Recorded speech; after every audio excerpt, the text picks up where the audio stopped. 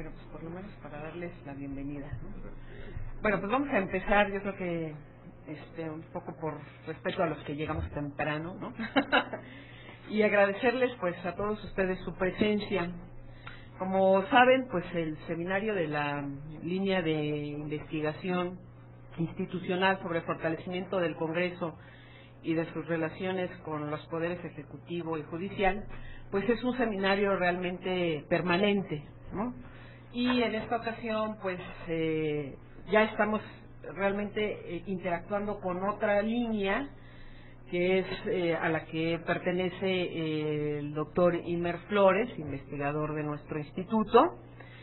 Y bueno, pues el tema realmente cuando yo lo vi, él me hizo favor de circularme su documento de trabajo, pues pensé que la verdad vendría muy ad hoc con lo que nosotros hemos venido trabajando también en este seminario. Quiero decirle al doctor que están con nosotros gente de la Cámara de Diputados, gente del Senado, del Instituto Belisario Domínguez, que se ha ido incorporando al seminario, que nos viene siguiendo ya de una manera constante en el mismo, ¿no? Tuvimos esta etapa de inactividad, en realidad es nuestro primer seminario de este año, yo un poco creo que a eso se debe, a lo mejor que no esté, por lo menos todos los integrantes de nuestra línea, pero la verdad es que el seminario ha sido un seminario itinerante, no solamente en las instalaciones del instituto, sino hemos estado fuera del instituto, en el Senado, trabajando pues todos estos temas que tienen que ver con el poder legislativo, ¿no? Comentarles que bueno, pues este seminario vamos a tener como siempre nuestra sesión permanente, esperemos mensualmente, por lo menos una sesión cada mes, para ir justamente discutiendo temas en torno al Congreso.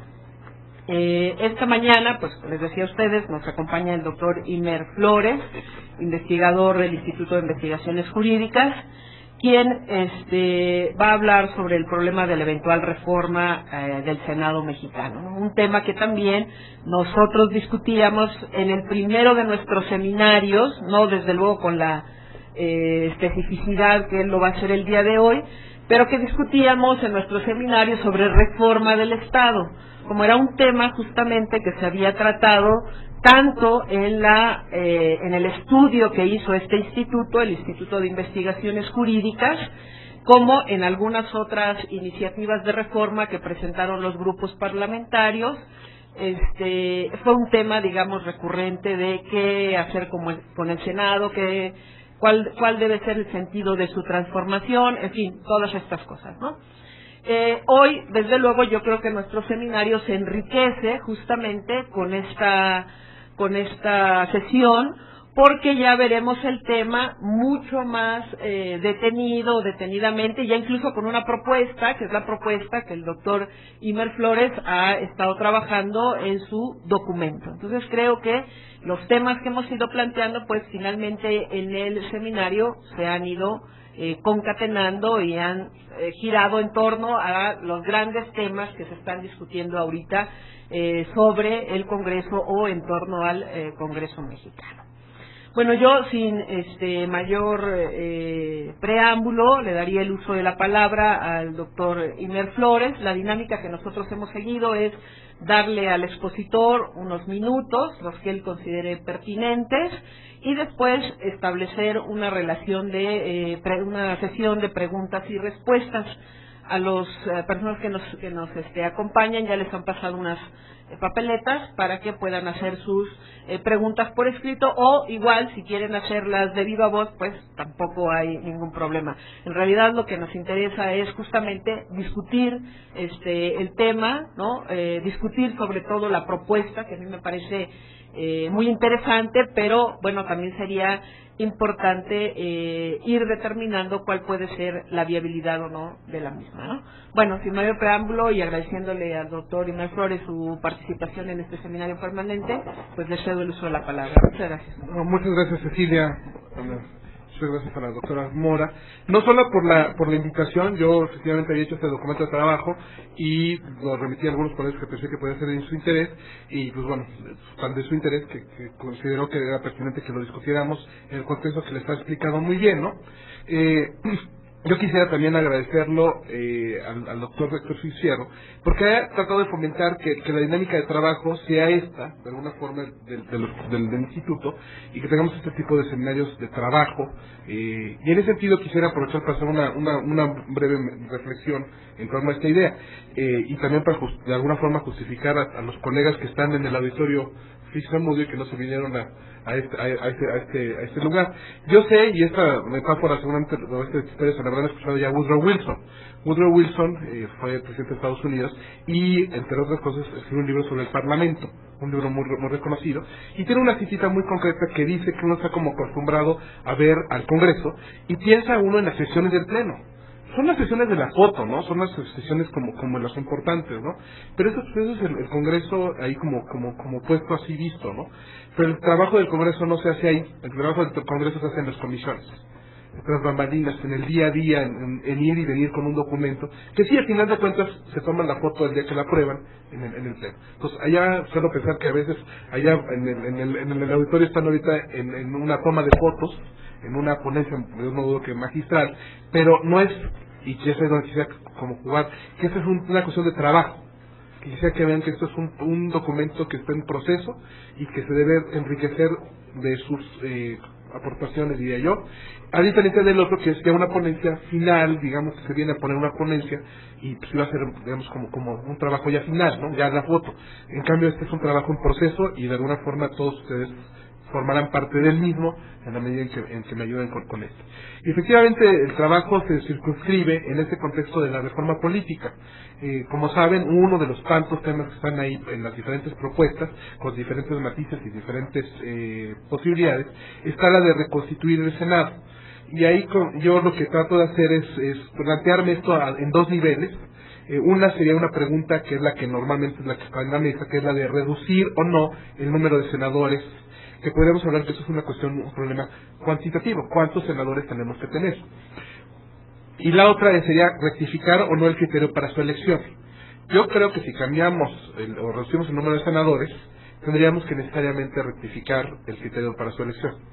Creo que no es necesario reducir el número de senadores, pero si lo hiciéramos, pues me parece claro que tendríamos que rectificar el criterio. Y aún en el caso de que no cambiáramos o no modificáramos el número de senadores, me imagino que también tendríamos que revisar el criterio para su elección. Entonces yo básicamente les cuento cómo tengo estructurado mi presentación. Lo que estaría pensando hacer es, ahorita muy brevemente retocaría dos conceptos, que serían la representación política y sistema electoral, y entraría a analizar un poco qué quiere decir o qué es el Senado, y de ahí, después de hacer como el recuento del Senado, pues entraría de lleno a la pregunta de si es posible reducir el número de senadores y si es necesario rectificar el criterio para su elección. Y les adelanto de una vez, les leo mi propuesta, cómo sería, así a grandes rasgos, y el desarrollo espero que fortalezca esta propuesta que les adelanto. Reducir el número de representantes en el Senado de la República a 96, al suprimir los 32 senadores de representación proporcional por ser incongruentes con el principio federativo, representación paritaria por entidad federativa, y rectificar el criterio para su elección al implementar los mecanismos semimayoritarios o semiproporcionales de votación limitada, acumulada y preferida o transferida. Ya les adelanto una primera parte de esto. Sé que de entrada tenemos que ponernos de acuerdo en que tendremos con un principio federativo y si eso es lo que tenemos que privilegiar en la representación del Senado o no, y de ahí se deriva parte de nuestras preguntas. Y asimismo que veamos qué quieren decir estos sistemas que yo acabo de decir, semimayoritarios o semiproporcionales, porque sé que todos estamos acostumbrados a hablar de sistemas mayoritarios o sistemas proporcionales. Entonces, ¿cómo lo hacemos para estos otros sistemas o de qué se tratan esos sistemas? Y si en dado caso esos sistemas serían los adecuados para elegir a los senadores. Bueno, me adelanto una precisión en este punto. Con ello, en lugar de distribuir los 3 escaños por entidad federativa, 2 a la fórmula ganadora de la mayoría y 1 a la primera minoría, al limitar el número de candidatos postulados a un máximo de 2 por partido, se garantizaría la representación de todos, incluida la diversidad y la pluralidad. Por ejemplo, en algunas entidades 2 representantes electos corresponderán a un mismo partido político y el tercero será de otro partido, mientras que en otras los 3 elegidos corresponderán a fuerzas políticas diferentes. Entonces se vea, en lugar de que como está hoy, que en automático 2-1, tienen que ser 2 del mismo partido y 1 de otro partido, Con este sistema, con lo que yo propongo, habrá resultados en los que efectivamente sean dos del mismo partido y uno de un partido diferente, pero también habrá casos en los que tengamos senadores ya electos, ya en funciones, que representen a tres partidos diferentes. Lo que creo que representa también es una diversidad y una pluralidad al interior de este Estado, que la población votó en ese Estado por tres diferentes senadores de diferentes partidos políticos. Hoy por hoy no hay de otra, son 2 y 1, y aunque la gente quisiera votar, como les digo yo, en esta posibilidad, no habría forma de hacerlo. Aún suprimiendo de entrada a los 32 senadores, básicamente quedaría de esta forma. Bueno, básicamente, ¿qué es representación? No los aburro mucho, pero básicamente estipulemos que de entrada es una palabra ambigua, entonces habría que precisar que el verbo sería representar, que consiste en la acción de hacer presente a alguien o algo que no está presente, y reservaremos representación para el efecto o la acción de representar, o mejor dicho, de haber representado a alguien o algo que no está presente. Pues como verán, en una cosa que se llama democracia, en una cosa donde es imposible que todos nos sentemos a tomar decisiones, lo más lógico es que nombremos representantes para que estos, en nuestro nombre, en nuestra representación, nos hagan presentes y tomen esas decisiones, pero pues de alguna forma en nuestro nombre y en nuestra representación. En ese sentido, yo diría que esto es un concepto bien central para nuestras democracias representativas, pero también recordaría en qué consiste el sistema electoral. Básicamente el sistema electoral, podrán revisar diferentes autores, pero básicamente consiste en traducir votos de los ciudadanos en escaños de representantes. ¿Cómo de lo que se votó se traduce en un número determinado de representantes? Yo les adelanto, yo creo que un sistema electoral tiene que creo cumplir con dos objetivos. De un lado, representar a la población, digamos, y representar a esta población en la variedad que esta misma tiene, y en este sentido creo que se debe representar a todos y de alguna forma los intereses de todos, y diría yo tanto de la mayoría como de la minoría. Pero también me parece que también los cargos electorales tienen que traducirse en alguna forma de gobierno. Eventualmente tienen que servir para alcanzar una cierta gobernabilidad. Obviamente no creo en cláusulas de gobernabilidad en las que automáticamente le damos todos los lugares para que pueda hacer todo lo que quiera, sino lo que voy es que el mismo sistema electoral propicie que pueda haber consenso a pesar del disenso. Y en ese sentido, aclaro, no estoy diciendo que consenso sobre el disenso o consenso por encima del disenso, sino que estemos conscientes de que se tiene que representar a todos. Y si hay gente que tiene otras posiciones, pues que se le permita tener posibilidad de estar representados. En ese sentido, bueno, creo que con esta imagen ya tienen claro que así como es importante que tengamos sistemas mayoritarios donde tengamos un ganador, también es importante que tengamos sistemas que de alguna forma reflejen al componente poblacional, cómo la gente está estructurada, y en ese sentido la idea de la representación proporcional a mí no me parece mala. Lo que quiero proponer es una cosa diferente, pero en principio estaría yo partiendo de ambas premisas, del sistema mayoritario y del sistema proporcional. Ahora bien, el Senado, y aquí me interesa mucho que me ayuden a ver cómo lo entienden ustedes y cómo lo debemos y cómo lo entiendo yo y cómo lo debemos entender. Básicamente, el Senado desde Roma, en toda su evolución histórica, se ha caracterizado por ser la Cámara Alta o revisora del cuerpo legislativo, ya sea Asamblea, Congreso, Parlamento, etc. Y habitualmente, o sea, una especie como de regla general, existen en estados con forma de organización federal. Básicamente quisiera que vean esto. El Senado, por un lado, es o suele ser una Cámara Alta revisora de lo que se hace en una Cámara Baja, de entrada. Y en países en los que hay una estructura federal, suele representar a las divisiones territoriales. En ese sentido, yo creo que en principio debe quedar muy claro que representa inmediatamente, en el caso de México, tendría que representar inmediatamente a las entidades federativas, a los intereses de esas entidades federativas, pero creo que también de manera, de alguna forma inmediata, también representa a la población de esa entidad federativa. Pero creo que, al menos en este punto, yo sería de la idea que si tenemos un Senado y tenemos una forma federal de gobierno, además no siendo una monarquía, no siendo un país con otras características, creo que tendríamos que tener un Senado con características que correspondan a un Estado federal, y en ese sentido que el Senado sirva para representar los intereses de las entidades federativas.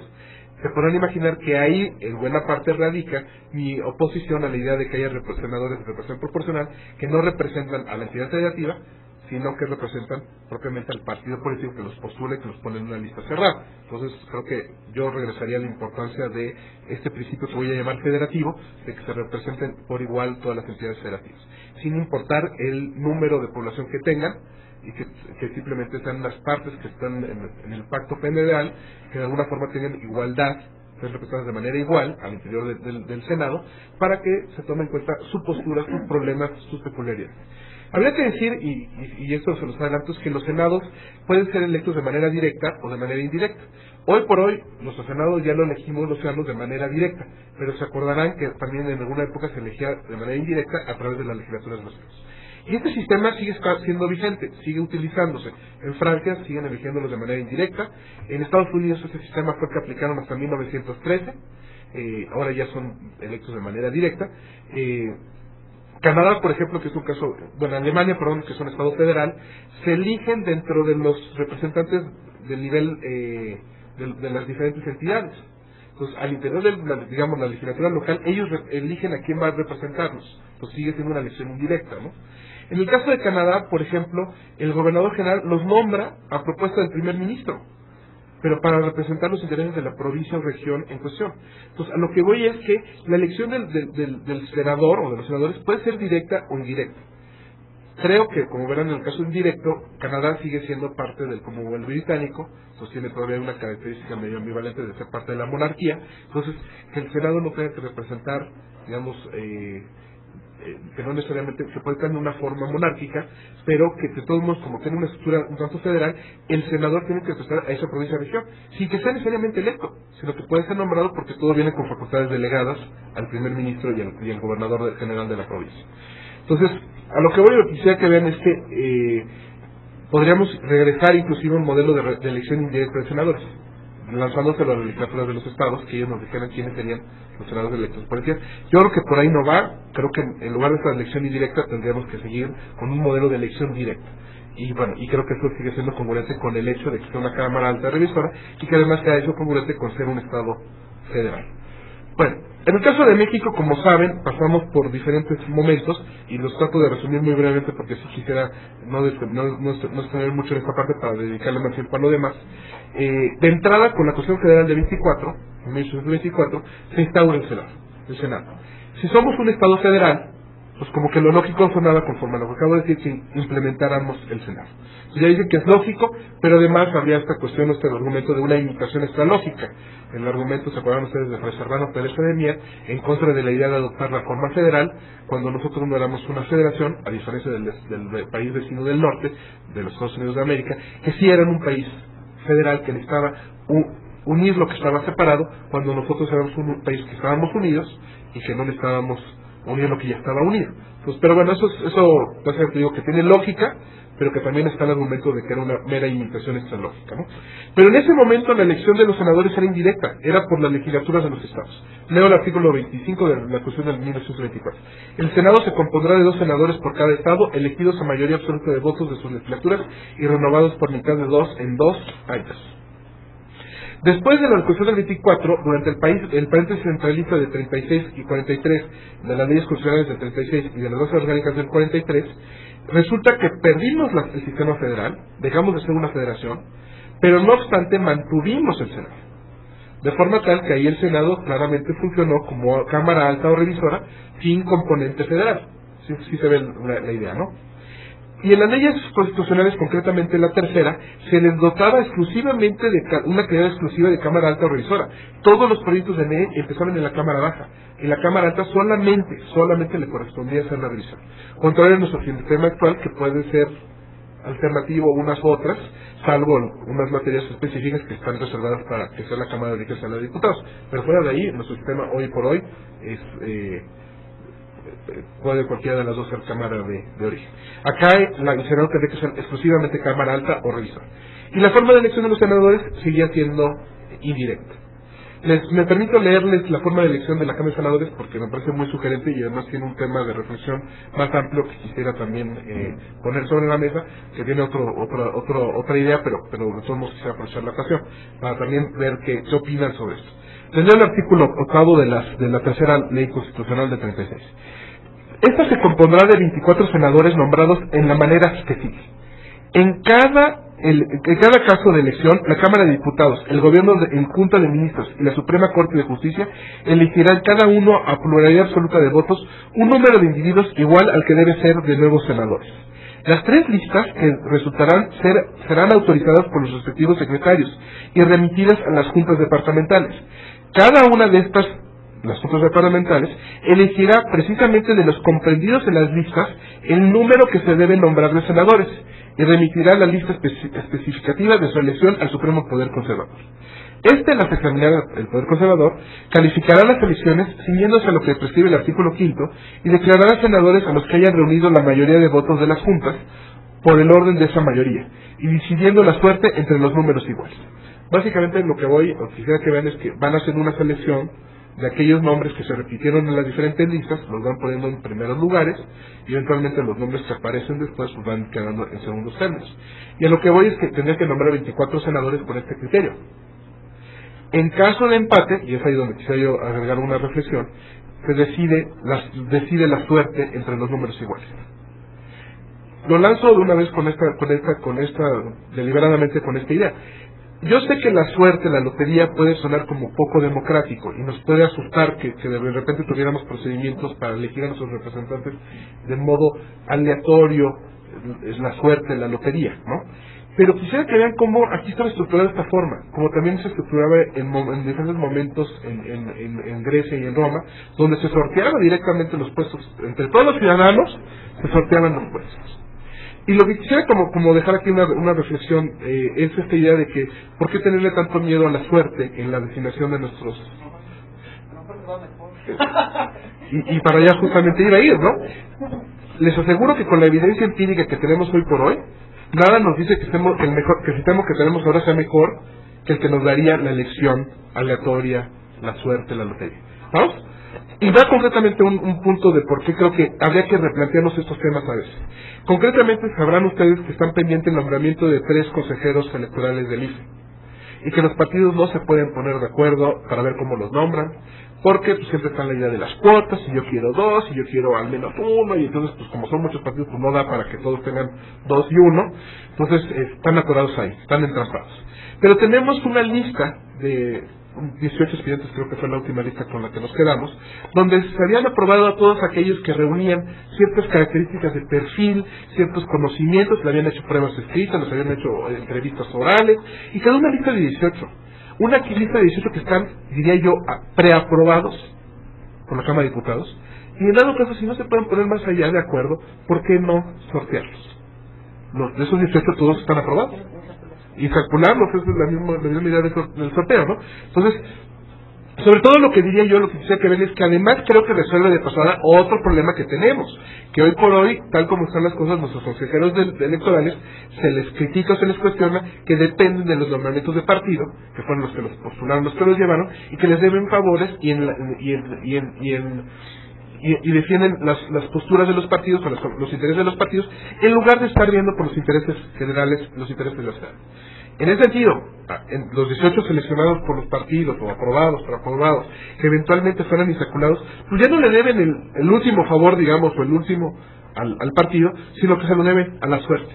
¿Qué mayor garantía de independencia o de imparcialidad creo que podemos eventualmente, no creo que sea última, pero por lo menos podríamos avanzar con eso? Entonces, ese es un tema que también aprovecho para dejar aquí en la mesa, de rescatar estas fórmulas para tomar decisiones que creo que no necesariamente nos dejarían peor, creo que al menos quedaríamos igual de como estamos, porque creo que hoy por hoy siguen siendo loterías.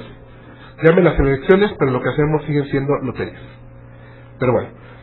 En las bases orgánicas del 43 también la elección fue indirecta, ahí creo que y tenían un procedimiento similar al que acabo de describir. En la Constitución del 47 se restituye a medias la idea del Senado, porque si bien se hace esta parte de la elección indirecta, dándole a los estados, incluido el Distrito Federal, la posibilidad de nombrar 2 senadores, también se agregaron la posibilidad de tener otros senadores que se nombraban a propuesta de la Suprema Corte de Justicia, de la Cámara de Diputados y del propio Senado. Y entonces, además de estos 2 por cada entidad federativa, tendríamos, como tenemos hoy en día, otros senadores que se nombraban conforme a otros criterios. Pero creo que esto obedecía a ese paréntesis centralista. a este criterio que venía en el paréntesis centralista, con el que creo yo que a la hora de que restituimos la naturaleza federativa y nos regresamos con el acta de reformas al sistema federal, tendríamos que haber cortado de tajo con estos otros senadores que no representaban las entidades federativas. Pero ahí, como verán, adoptamos una figura un tanto híbrida y queda para la cuestión del 47. En la cuestión del 57 viene como esta, o una de estas grandes paradojas de nuestra historia, ¿no? Explícitamente ponemos una constitución federal y, curiosamente, prescindimos del Senado. Adoptamos un Estado federal sin representación de las entidades federativas. Y ya no les digo nada más así, sino sin Cámara Alta y sin Cámara Revisora, ya sin nada. Un modelo unicameral que por lo general cuadraría muy bien con estados unitarios, y no con aquellos que se llaman o aspiran a llamarse federales. Entonces, eso creo, en lo personal creo que constituye una paradoja. Pero la paradoja, como saben, se resuelve ya con un poquito entrados los años, ya después en el proceso de la República restaurada, con la restauración de la Constitución, con una reforma a la Constitución Federal del 30 de octubre de 1874. Y esta restaura ya la idea del Senado como lo debemos entender, con esta idea de reintroducir el sistema bicameral y de alguna forma corregir esta deficiencia o esta incongruencia de contar un Estado federal sin un Senado. Les leo las palabras de Lerdo, quien era en ese momento el secretario de Relaciones y Gobernación de Juárez, cuando se presentaba el proyecto al Senado. En el primer punto se propone que el Poder Legislativo se deposite en 2 cámaras. Es la opinión común que en una república federal sirven las 2 cámaras para combinar en el Poder Legislativo el elemento popular y el elemento federativo. Una Cámara de Diputados, elegidos en número proporcional a la población, representa el elemento popular, y un Senado, compuesto de igual número de senadores por cada Estado, representa el elemento federativo. Ha sido una objeción vulgar que el Senado representa un elemento aristocrático, lo que puede y debe representar los senadores. Es un poco más de edad, que de un poco más de experiencia y práctica en los negocios. Tomen en cuenta que estábamos hablando del paréntesis centralista del 3643, donde, en algunos de los criterios para elegir a los senadores, se necesitaba que ellos tuvieran ciertas cantidades de dinero, que tuvieran ciertos niveles de propiedad, con lo cual era claramente aristocrático. Para diputados se necesitaban unos criterios, pero para senadores eran más altos. Entonces, por supuesto que aquí claramente está haciendo referencia a ese pasado, ¿no? También se ha hecho la objeción de que en 2 cámaras una puede enervar la acción de la otra. Esta objeción era de bastante peso cuando se necesitaba avanzar mucho para realizar la reforma social. Adelanto aquí el comentario. Queda claro que si yo tengo 2 cámaras, de alguna forma se frena o frenamos el procedimiento legislativo o procedimiento de reforma a la Constitución inclusive, porque tengo que pasar por las 2 cámaras. Si yo solamente tengo una cámara, pues es más fácil pasar las cosas. ¿Se ve ya? Ya no les digo si además le metimos modificaciones en la Cámara Revisora, pues regresamos al proyecto y tenemos que volver a empezar. Entonces eso luego no ayuda mucho, ¿no? Ya queremos sacar la reforma. Pues por eso nada más teníamos una Cámara y sigo leyendo. Ahora que se ha consumado, el proyecto de reforma social básicamente era las leyes de reforma, ahora que se ha consumado puede considerarse un bien, como se considera en otros países, que la experiencia y práctica de negocios de los miembros de una Cámara modere convenientemente, en casos graves, algún impulso excesivo de acción en la otra. Por lo demás, el gobierno ha cuidado de no proponer en este primer punto la idea precisa del Senado o cualquier otra forma de una segunda Cámara. En el pensamiento del gobierno, la extensión es la existencia de 2 cámaras, dejando a la sabiduría del Congreso resolver sobre la forma y combinación de ellas. Además, ni siquiera era que Juárez y Lerdo les estuvieran imponiendo un modelo, sino que les lanzaban al Congreso que ellos decidieran cómo estructurar el Senado. Como saben, no fue todo esto sobre miel sobre hojuelas y fue bastante complicada la situación para aprobarla, y al final de cuentas, en algún momento los Juárez tienen que pedir apoyo a los gobernadores para que la aprueben. Y dice, va a la referencia, Juárez tiene que pedir apoyo a los gobernadores porque los gobernadores, a través de las legislaturas de los estados, habían nombrado a los senadores, como ya vimos en elección indirecta, perdón, a los diputados, y entonces les tenían esa forma para proponer que se aprobara esta reforma, y que a los gobernadores les convendría, porque ellos iban a nombrar de manera indirecta, a través de la legislatura de estados, a estos senadores por entidad. Entonces, Juárez toma como su aliado a los gobernadores y les dice, con el establecimiento del Senado, los estados tendrán una representación directa e igual en la formación de las leyes, cosa que no sucede ahora, habiendo una sola Cámara. Porque pues nadie les tomaba el punto de vista a las entidades federativas o a los gobernadores, básicamente lo que eligiera la Cámara de Diputados. Entonces, aquí creo que la visión política de Juárez y de Lerdo creo que siempre es como que de mencionar, o hacer que no esté uno de acuerdo con ellos o en algunas ideas de ellos, pero creo que en este tema son muy claros de la importancia de por qué hacerlo.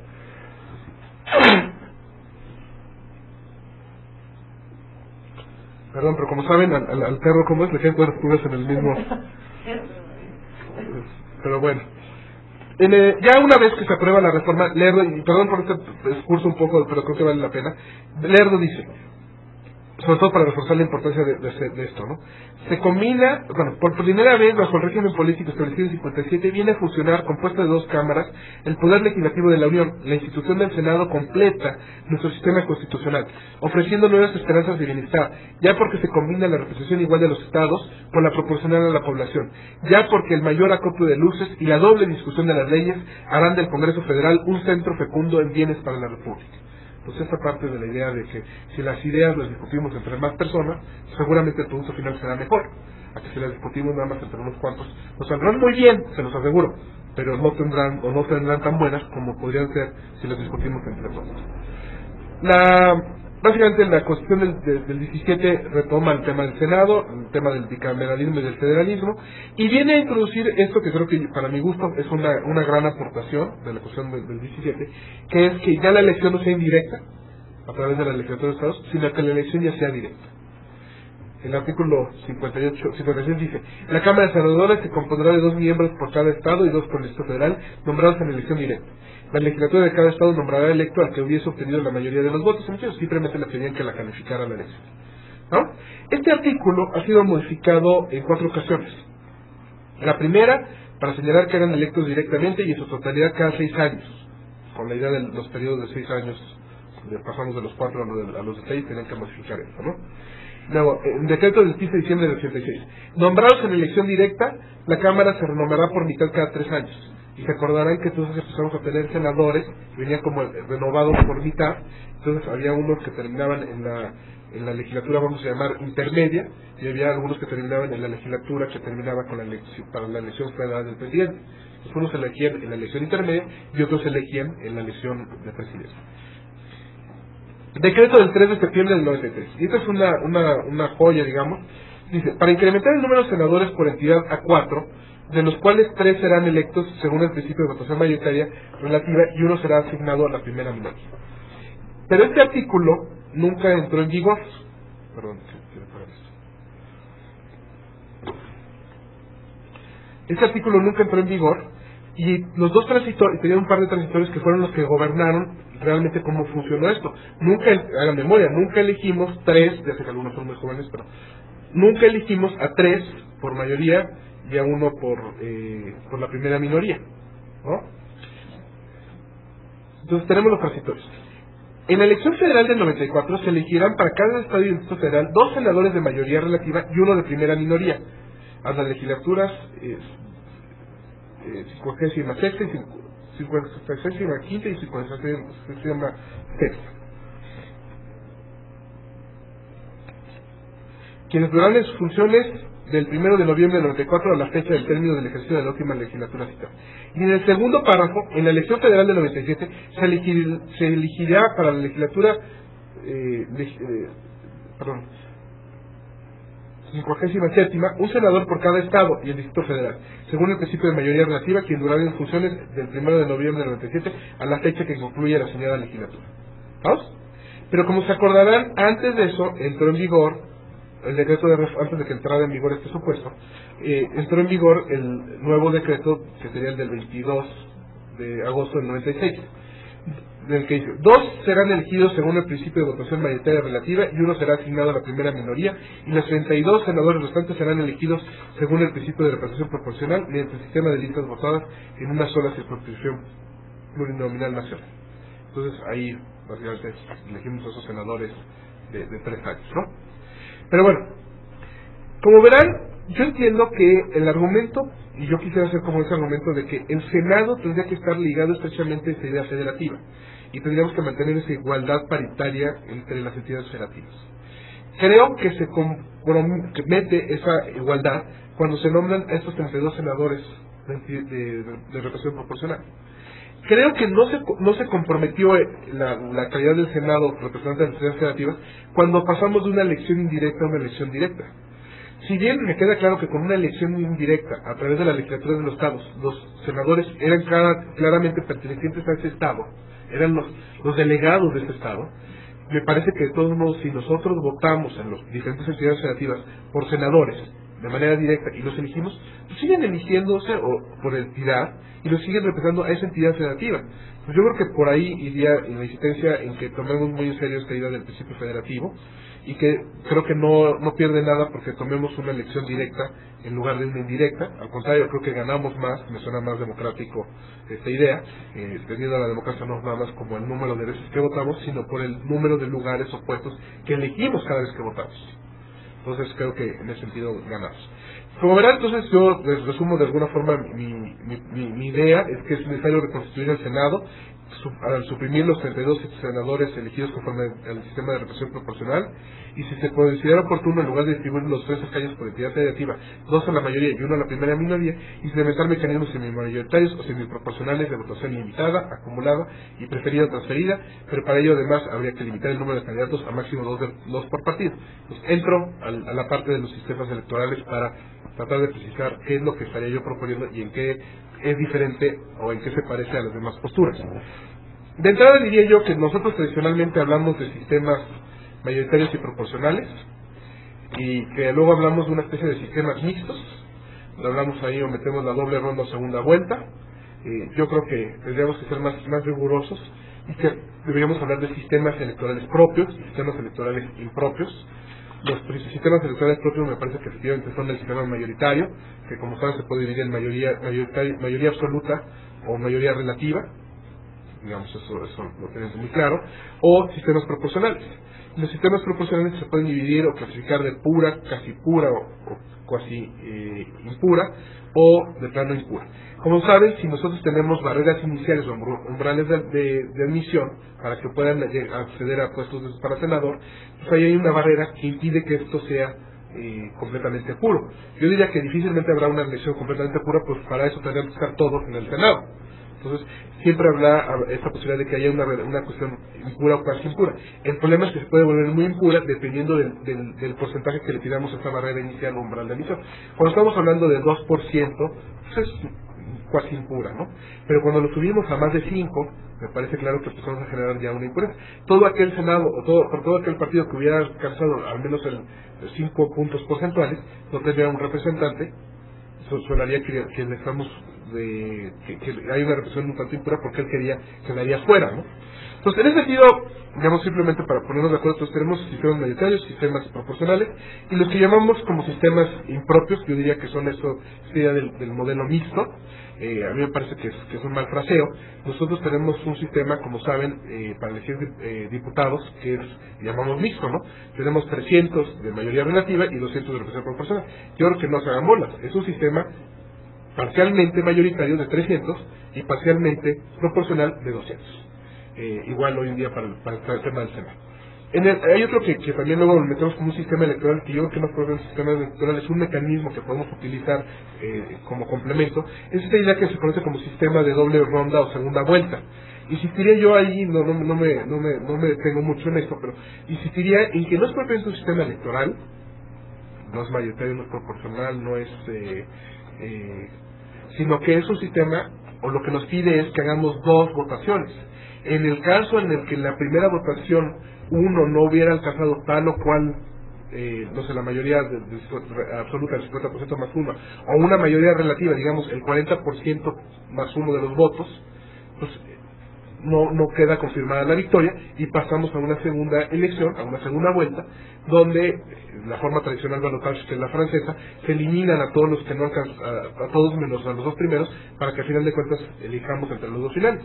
Entonces parecería que fue una especie como de semifinal, ¿no? Primero votamos para seleccionar a los 2 finalistas y ahora ya votamos por los finalistas, salvo, insisto, que directamente alguien haya ganado más del 50% más. Pero también quisiera que vean, y aquí es donde creo que entra la diferencia, porque digo que no es propio de su sistema, es esta idea de qué es lo que hace el sistema de doble ronda o de segunda vuelta. Le da la posibilidad al votante de ir a votar en 2 momentos diferentes y en consecuencia a manifestar su voluntad en dos momentos diferentes. Eso puede seguir siendo o con un voto mayoritario o con un voto proporcional. El chiste es que voy dos veces, en una primera ocasión y eventualmente, si hace falta, en una segunda ocasión. Y lo que tiene importante es que entonces eso le permite al votante cambiar o puede inclusive cambiar el sentido de su voto. En la primera voté por un partido X, mi candidato no llegó a las finales, en la segunda vuelta voto por el candidato del partido Y. Entonces, puedo yo cambiar mi voto, ¿vamos? Entonces, propiamente más que un sistema electoral, creo que es un mecanismo para pedir una segunda opinión, una segunda votación. Entonces, creo que lo dejaría que puede servir tanto para el sistema mayoritario como para el sistema proporcional. O a lo que voy es que no por sí solo es ni mayoritario ni proporcional, puede servir para uno o para el otro. Y entraría entonces a los que yo llamo sistemas propiamente mixtos, y pienso que son propiamente mixtos porque creo que en una misma votación, por las características que les voy a decir, se reúnen tanto elementos mayoritarios como elementos proporcionales. Y van a ver por qué. Concretamente estos sistemas son los sistemas de votación limitada o no transferida, el sistema de votación acumulada y el sistema de votación preferida o transferida. El sistema de votación limitada o no transferida consiste en dar a cada elector más de un voto, pero en un número menor al de los representantes a elegir. Como verán, si estamos hablando con mi propuesta de reducirlo a 3 senadores, tendríamos que darle un voto menos que los 3, donde tenemos que dar a cada persona 2 votos para que él votara por 2 de los senadores. Como verán, a la hora que se agregaran todos nuestros votos, elegiríamos a los 3 primeros lugares, con lo cual tendríamos un sistema mayoritario de los 3 primeros lugares. Pero para que se configure la mayoría, hay un efecto proporcional, porque no es que yo voté por los 3 y yo mayoritariamente decidí por los 3 y todos nos pusimos de acuerdo mayoritariamente para elegir a los 3, sino que a la hora que yo solamente puedo votar por 2, no por los 3, hay uno que para ser electo necesita elegirse a través del voto de los demás, lo cual genera un efecto proporcional. El que tenga la mayor proporción de votos, de los 3, son los que van a quedar electos, lo cual va a coincidir con una votación mayoritaria también. Entonces, creo que esto sí será un sistema verdaderamente mixto, que es tanto mayoritario como proporcional. Además de este sistema de votación, digamos, limitado o no transferida, hay un sistema de votación acumulada, donde aquí el sistema de votación acumulada, también conocido como sistema de lista libre o plural, permite al elector distribuir sus votos, tiene tantos votos como el número de candidatos a ser electos, en cualquier combinación, inclusive puede dar todos sus votos a un mismo candidato, o distribuirlos entre diferentes candidatos, que además pueden ser de distintos partidos. Entonces, esta idea, sobre todo, como ven, luego hay una variante que es un voto por puntos, en lo cual en lugar de nada más darle los 3 que se van a elegir, les puedo dar 9 puntos. Y ustedes ven cómo los distribuyen. Pero quisiera que vean cómo otra vez esto tiene otra vez esta característica de ser mayoritaria y ser proporcional. Es mayoritaria porque al final de cuentas van a resultar electos los 3 que tengan mayor número de votos, mayor número de puntos, pero es proporcional porque eventualmente yo, que soy o sigo un partido minoritario, que no tiene mucha fuerza, yo puedo eventualmente ponerle mis 3 votos a él. Y todos aquellos como yo que votaríamos por ese partido, de alguna forma, si somos estratégicos, si somos consistentes, podríamos, aunque seamos pocos, votar y dar un número de votos amplio que permitirían que esta persona pudiera ser eventualmente electa. Con lo cual, insisto, se está dando la mayoría del que tenga más votos, pero por otro lado se genera un efecto proporcional de que no se quedan sin representación algunos sectores de la población, porque se elegirían en esta cuestión proporcional, se me daría la posibilidad de, en lugar de diluir mis votos entre 3 candidatos, apostarle a uno solo de mis candidatos, con lo cual eventualmente ganarían los que tengan más, la mayoría, pero son los que tienen también la mayor proporción del voto, del total de votos. Si yo concentro mis 3 votos en una sola persona. ¿Sí se entiende la idea? Si no, al rato en preguntas me cuestionan eso y cualquier otra cosa que no haya quedado suficientemente clara. Y en el tema de los puntos, simplemente es en lugar de los 3 lugares, darle más que los números, 4, 5, 9, etc. Yo sé, quisiera aquí apelar a veces a este sentido común que tenemos, que usamos para otras cosas. Si quieren, yo sé que son más coloquiales y cualquiera que me oiga decir esto igual dirá, ya se volvió loco. Pero hagan memoria, en todos estos programas concretamente el que me viene a la mente, el Gran Hermano, ¿no? A la hora de que tenían que ver formas para ver a quién expulsaban, ¿no? Le daban sistemas de votación. Y los sistemas de votación no eran nada más mayoritarios, ni eran proporcionales, sino que eventualmente entraban en esta cuestión de darles puntos. ¿y cómo distribuyes tus puntos, no? Y yo por ahí me acuerdo que algunos comediantes de la celebran de que no le daban los puntos, la suma no le daban, no se acuerdan por ahí, pero yo sé que esto a veces se asusta a uno y dice, bueno, ¿y cómo vamos a hacer esto? Bueno, con sistemas computacionales, eso sería como una cuestión muy lógica, muy sencilla, y automáticamente podríamos resolver el tema de los puntos. La otra forma de los tres es muy lógica, igual con la boleta, digamos. O igual con los puntos también podemos referirnos al modelo de boletas, ¿no?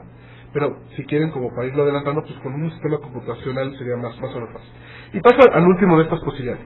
El sistema de votación preferida o transferida consiste en permitir a los votantes hacer un rank o selección de los candidatos en el orden de sus preferencias. Quizás algo de lo que a mí no me gusta del modelo actual es que hoy por hoy vienen en una fórmula los candidatos propuestos por los partidos, ¿no? Y resulta que ¿quién resulta electo?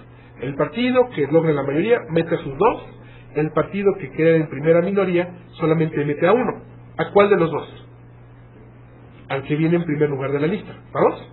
Y si yo, ciudadano de ese partido en particular, el candidato que a mí me motiva, a mí el candidato que me mueve es el segundo, ese candidato no necesariamente va a llegar. Es más probable que llegue el que viene en primer lugar, aunque no necesariamente, digo, si no ganan y entran en primera minoría, por lo menos entra ese candidato. Entonces yo ahí creo que ahí también tenemos un problema de que estas listas sean cerradas, y que al contrario deberían ser listas abiertas y que uno debería escogerlas. Entonces, si no vamos a cambiar el sistema, por lo menos ese cambiecito tendríamos que hacer, que la lista fuera abierta para que sea el ciudadano el que ponga lo del partido en el orden en el que nos quisiera. Y otra vez, agregamos votos y vemos cuál de los dos es el que tiene mayor votos para hacer cuál es el que viene en primer lugar, y no que sea el partido el que en automático decide quién viene primero y quién viene segundo. Y habrán escuchado muchas historias, hay historias muy elocuentes de gente que como viene en primer lugar, está muy cómodo. El que se tiene que partir es el otro, porque es el que tiene que, porque yo voy a estar seguro, y el otro, pues yo no sé si eso es lo que necesitaríamos como para hablar de una democracia, si tenemos que entrar a un modelo diferente. Y en ese sentido, esto de ordenarlos conforme a su preferencia, básicamente se vuelve cuál es el 1, cuál es el 2, cuál es el 3, cuál es el 4, ordenarlos de forma tal que eventualmente les damos conforme a los lugares en que están rankeados, volvemos a hacer un agregado de votos totales y sabemos quién es el que resulta ser el primer lugar. Y nótese, resulta ser el primer lugar porque tiene el mayor número de votos en total, pero también tiene una cuestión proporcional, porque para llegar a ese número mayoritario se está contabilizando quién lo puso en segunda opción, quién lo puso en tercera opción, quién lo puso en cuarta opción, por decir algo, ¿sabes? Entonces, ¿cómo? Es una visión más integral de cómo elegir a estos. Entonces, es un criterio que es mayoritario, sí, pero a la vez es proporcional. Sí, se ve la idea. Y este tiene una pequeña variante que es inclusive que explícitamente se ponga una especie de voto alternativo. Si no es 1, voy por 2 por fulano, o 3 o lo que sea. De forma tal que anulamos los votos de los últimos lugares que se están anulando. No les quiero decir nombres de ningún candidato, pero piensen los que han votado por un candidato que queda en el quinto o sexto lugar en elecciones federales para presidente, pues ese voto fue como muy perdido, ¿no? Bueno, esos votos se podrían transferir a las segundas, o terceras, segunda, hasta llegar de la primera preferencia a la segunda, o eventualmente a la tercera o a la cuarta preferencia de uno. Entonces, no necesariamente uno tiene que poner todas las preferencias, uno simplemente pondría a la que le interesa que se conteste. Y otra vez, el efecto sería otra vez tanto mayoritario como proporcional, porque para integrar el ganador se requiere de tomar en cuenta toda la proporción, porque hagan la memoria, hoy por hoy basta que tomáramos en cuenta al 50% más uno que votó a favor de un candidato, y luego nuestro sistema resulta todavía peor, ¿no? Con el 35% podemos elegir a un presidente. Entonces, creo que aquí habría un mecanismo como para jugar con este tipo de problemas. Si no quieren para la parte de los senadores, podría ser para algún otro tipo de mesa. Entonces, bueno, ya decía yo, y por ahí quisiera no extenderme mucho, que creo que hay dos problemas. Un problema era el cuantitativo, de reducir o no el número de senadores. Yo creo que lo lógico sería suprimir los 32 y reducir a 96 senadores. A mí me parece que eso es lógico. Pero esto es una cuestión que es un problema, esto es una cuestión de posibilidad. ¿Es posible reducir? Sí. ¿Y es posible reducirlo a 96? Sí. Como podría ser posible reducirlo a 64 y regresar a como estábamos antes de 93. O reducirlo, o dejarlo igual al 128. Y aquí quizás se abre un tema muy de cosita que no me metería muy a fondo, que simplemente creo que lo interesante sería qué vamos a hacer, ya no les digo, si nos reduciéramos a 3, si redujéramos a 32, ¿qué vamos a hacer con los recursos que nos podríamos ahorrar? Yo creo que lo importante sería nombrar cuerpos de apoyo parlamentario con ese dinero equivalente, tener ese 32, ya no les digo 32 secretarios técnicos para diferentes comisiones, pero si quieren 64 secretarios técnicos para diferentes comisiones, o un pool de diferentes secretarios técnicos para las diferentes comisiones. Y con lo cual creo que profesionalizaríamos y además garantizaríamos cierta independencia y profesionalización de los cuerpos de apoyo. Pero bueno, entonces el problema cuantitativo, insisto, es un tema de posibilidad, es posible hacerlo y creo que vale la pena hacerlo, bajarlo a 96, quedarnos con 3 por entidad federal. El tema cualitativo, que es esta parte de cómo revisar el criterio, digamos, creo que tiene alguna otra lista, pero me parece que básicamente, si partimos de lo que les decía yo, de que el criterio actual tiene 32 senadores de representación proporcional que no representan a las entidades federativas y que desde el punto de vista son inconformes con el principio federativo, pues la entrada habría que suprimir esos. Y entonces, ¿cómo voy a elegir a los demás? ¿Con 2 y 1 como está actualmente? Con este problema que les hacía yo ver del voto de la fórmula, donde la lista viene cerrada, pues al menos esperaría que se cambiara la lista, ¿no? Y entonces, en ese sentido, ¿qué opciones tenemos? Regresarnos a un sistema exclusivamente mayoritario, se explicó, donde cada uno votara por los 3 y nombraran los 3 y los 3 fueran los 3 ganadores, y donde queda quizás ahí algún otro modelo, ¿no? O que pasáramos a un sistema proporcional, 32 senadores electos proporcionalmente, 3 senadores electos proporcionalmente, se pueden imaginar los porcentajes que nos van a dar. O sea, los restos mayores va a ser una cosa ridícula. Si tenemos entidades, o sea, con 4 partidos más o menos peleándose, 25% cada uno, habrá uno que siempre dejemos fuera. Entonces, el sistema proporcional para senadores me parece que no sería el método adecuado, el sistema mayoritario me parece que tampoco sería lo conducente, salvo que, como decía yo, le introdujéramos lo de la lista abierta, ahí todavía estaría yo dispuesto a conceder, y quizás todo lo demás que propongo sale sobrando, porque al menos hagamos esto, ¿no? Y ahora sí, regresando a las otras opciones, y creo que serían muy lógicas, ¿no? Nombrar a 2 de votación limitada, ¿no? Nombrar a cada uno votáramos por 2 senadores, con la nota de que cada partido podría postular también un máximo de 2 senadores, con lo cual el resultado en automático tendría que darnos por entidad federativa que al menos estarían representados 2 fuerzas políticas al interior del Senado, 2 y 1, pero podría darse el caso que hubiera entidades federativas con 3 fuerzas políticas representadas. ¿Eso representa a la entidad federativa, a la diversidad de una entidad federativa? Me parece que sí. Que entidades federativas pueden ser muy homogéneas y que solamente casi todos fueran del mismo partido, no me parece que sea la solución darles 3 en automático. No, entonces al menos quién es la primera minoría, entonces con el tipo de proporcionalidad, cuál de los otros candidatos es el que queda mejor situado. Entonces eso sería con relación a la votación limitada. Con la votación acumulada, otra vez el tema sería dar los puntos. El ejemplo más sencillo es el de 3, pero permitirle a la gente votar por uno solo. Entonces se pueden imaginar que en unos estados donde a veces un partido es como muy débil, no va a juntar para ganar, digamos, los 2 lugares, pero por lo menos si concentra toda su fuerza en uno de ellos, pues quizás le aumentan las posibilidades de que se resulte electo. ¿Sí me la idea? Finalmente el del voto preferido o transferido podría ser otra vez con esta lista de jerarquizarlos y poner cuál sería primero, cuál sería segundo, cuál sería después. Creo que concretamente este tipo de alternativa no es la que mejor serviría para el caso de senadores, y me gusta más, pensando esta última que les digo, para el caso por ejemplo del presidente de la República. Imagínense que en lugar de esta elección pasada del 2006, donde tenemos a 2 candidatos con 35, 33, por ahí no fueron los porcentajes que tuvieron, con menos de 250,000 votos de diferencia, no le hubiera dado más legitimidad al ganador el hecho de haber hecho un sistema de este tipo de votación preferida o transferida, en el cual yo gané con el apoyo en primer lugar de tantos, en segundo lugar que opciones seguros de tantos más, y entonces, pero al final de cuentas resulta indiscutible que fui el ganador, contra este resultado que creo que queda muy pobre de ganar con el 30 y tantos %. Nótese, es legítimo y es el presidente, etcétera, etcétera, sí, sin duda alguna.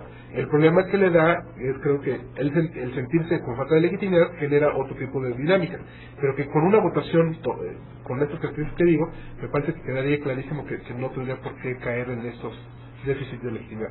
Entonces, en resumidas cuentas les digo por qué estoy de esta idea. Estos ofrecen el remedio, cualquiera de estos métodos alternativos ofrecen el remedio adecuado a los males que tratamos de evitar, al caracterizarse por, primera, abrir las oportunidades o posibilidades de combinación de los resultados al haber entidades federativas donde 2 senadores correspondan a un mismo partido político y el restante a otro, pero también al haber entidades en las que los 3 senadores correspondan a fuerzas políticas diferentes. Con lo anterior se podrá garantizar la representatividad de todos, incluida la diversidad y la pluralidad, no solamente de las partes, las entidades federativas, sino además del todo, el Senado.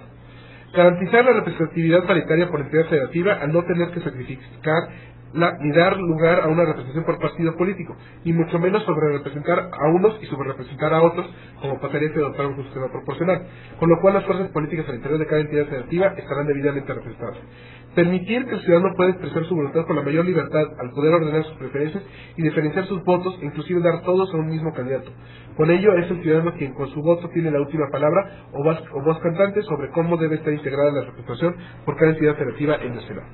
Para concluir, nada más nos resta reiterar nuestra doble propuesta para la reposición del Senado. Primero, reducir el número de representantes a 96 al suprimir los 32 senadores de representación proporcional por ser incoherentes con el principio federativo, esto es, con la representación paritaria por entidad federativa. Segunda, rectificar el criterio para su elección al limitar a un máximo de 2 candidatos por partido político e implementar los mecanismos semimayoritarios o semiproporcionales de votación limitada, acumulada y preferida o transferida, los cuales se caracterizan por abrir las oportunidades o posibilidades de combinación de los resultados al haber entidades federativas donde 2 senadores corresponderán a un mismo partido político y el restante a otro, pero también al haber entidades en las que los 3 senadores corresponderán a fuerzas políticas diferentes. Garantizar la representación paritaria por entidad federativa, no tener que certificar ni dar lugar a una representación por partido político, y mucho menos sobre representar a unos y sobre representar a otros. Y tercero, permitir que sea el ciudadano quien pueda expresar su voluntad con la mayor libertad al poder ordenar sus preferencias y diferenciar sus votos e inclusive dar todos a un mismo candidato. Bueno, muchas gracias. Quedo a esperar sus preguntas. No, pues al contrario, muchas gracias, doctor. A mí la verdad es que el tema me suscitó muy diversas inquietudes, porque lo que nos van llegando las preguntas, voy a hacer eso de la palabra, porque este fue un tema que cuando nosotros estuvimos elaborando este documento sobre reforma del Estado, que por cierto es un documento que elaboró este instituto y que puede verse en la página del instituto, sobre la posición o el posicionamiento del Instituto de Investigaciones Jurídicas en torno a la reforma del Estado y a las propuestas de reforma, fue justamente uno de los temas, ¿no?, que más discusión generó al seno del grupo que estuvo trabajando el tema, ¿no? Y el documento del doctor Imer pone el punto, me parece a mí, en un dato súper importante que nosotros en ese momento evidenciamos, pero no quisimos meternos en demasiados problemas, que es el cuestionarnos qué queremos que es el Senado, ¿no? Ese es uno de los temas que yo creo que bien a bien no se entiende además por nuestro incipiente sistema federal, ¿no? No tenemos tampoco muy claro cómo debe funcionar nuestro sistema como una federación, porque el ejercicio del sistema federal pues lo hemos desvirtuado, ¿no?, con el ejercicio de un poder concentrado, ¿no?, en donde el presidente pues decidía absolutamente todo, ¿no? Entonces creo que ese es el primer tema que el documento de trabajo pone en la mesa, ¿no? O sea, ¿qué queremos que sea el Senado? Porque evidentemente ya no es una Cámara de Representación Territorial, como en su momento lo fue o como en su concepción originaria lo fue, en esa vertiente o en esa doble vertiente de convertirse en una Cámara Revisora, o de ser una Cámara Revisora y de ser una Cámara de Representación Territorial o de representación de los territorios que integran una federación. Yo creo que ahí ese es el primer punto favorable al documento, por decirlo de alguna forma, ¿no? Y creo que exige una reflexión por parte de la doctrina, ¿no? Por parte de la doctrina y por supuesto por parte de los actores políticos, ¿no?, que queremos que sea el Senado, porque a partir de esa definición que nosotros hagamos del Senado, entonces se presentarán no el eventual problema de la reforma al Senado, sino los eventuales problemas que van a presentarse a partir justamente de ahí. Por ejemplo, yo recuerdo que en ese momento se discutía el tema poblacional, ¿no? Decían, bueno, no, es que no es lo mismo, ¿no?, si volvemos a la fórmula de 2 senadores por cada entidad federativa, no representan lo mismo los senadores de Chihuahua, por ejemplo, que los senadores de Colima o de Tlaxcala. Nosotros zanjábamos esa discusión en el sentido de que el Senado no es propiamente una cámara de representación de la población, para eso existe la Cámara de Diputados, ¿no? Pero en el fondo son temas que vuelven a evidenciar este concepto o este nulo concepto que tenemos de la Cámara de Senadores y de cómo la entendemos y cómo la concebimos. Y a partir de esa concepción, que a mí me parece que debe ser una concepción constitucional, es decir, ¿qué queremos de que sea el Senado? Plasmarlo en la Constitución, a partir de ahí pensar justamente el mejor sistema electoral de elección de sus representantes. Eso sería un tema más. Pero adicionalmente vienen muchos otros problemas más. A partir de esa definición del Senado, nosotros tendríamos que pensar si, por ejemplo, ¿no?, si el Senado debe participar en algunos otros procedimientos, si sigue siendo viable esta diferenciación entre facultades exclusivas de una y de otra cámara o no, en fin, tendríamos que repensar muchas otras cosas. Y finalmente, para no abusar del uso de la voz, llego nuevamente a la conclusión de que todavía hay muchos temas que tenemos que discutir antes de plantearnos el tema de la reelección.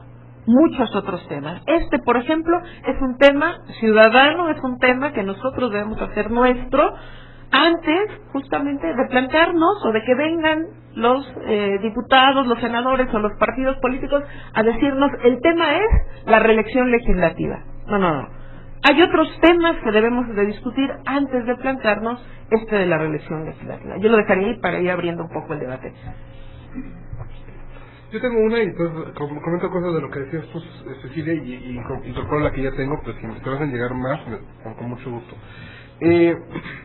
Efectivamente, yo creo que algo de lo que inspira esta discusión, creo que de un lado es como poner en el centro primero a los ciudadanos. O sea, no es que lo importante sean los senadores, lo importante es a quienes se supone que representan. Entonces creo que eso es una primera razón de lo que me inspira, digamos, en esta idea, y creo que en otras, pero sobre todo que tengamos muy claro que primero el sistema tiene que ser democrático, y eso pasaría, creo yo, por tener muy claro que estamos hablando primero, en primer lugar, de los ciudadanos, tendríamos que centrarnos en ellos. Y ahora sí, más concreto, pues ¿qué va a hacer el Senado? Entonces yo creo que si en un país con la estructura federal tendría que rescatarse esta idea de la división territorial, de la representación territorial, insisto, como una cámara federativa. A mí me gusta mucho esta idea de la igual representación de las entidades federativas. Entiendo que por el otro lado, como dices, en la parte poblacional pues está representada de manera dispar. Los estados con mayor población pues tienen más diputados. Entonces, que en otra cámara no necesariamente tenemos el criterio poblacional y tenemos otro criterio, pues me parece que viene de alguna forma también a balancear, además pensando que se debe respetar otro tipo de intereses, ¿no? Diría yo que son los intereses del Estado, a la hora que vamos a aprobar leyes, que los estados de la federación pues no sientan como imposiciones que se aprueban las leyes. Ellos están aprobándonos que se impongan, que se aprueben esas leyes. Son parte, o sea, ellos los representantes, los senadores, nos están diciendo que sus representados quieren esas leyes. Entonces yo creo que esa línea del poder legislativo, digamos, esa función legislativa, tiene que seguir siendo legislativa, pero sobre todo representativa de aquellos a los que les van a destinar las normas.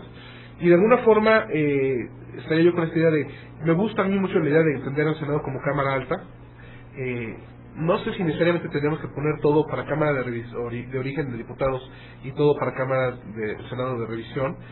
Creo que no necesariamente eso, me parece que eso podría estropear a veces la dinámica de trabajo. No sé si necesariamente sea para mal, pero en principio me sonaría que podría luego generarnos muchos cuellos de botella. Si los diputados están atorados, los senadores nunca van a hacer nada.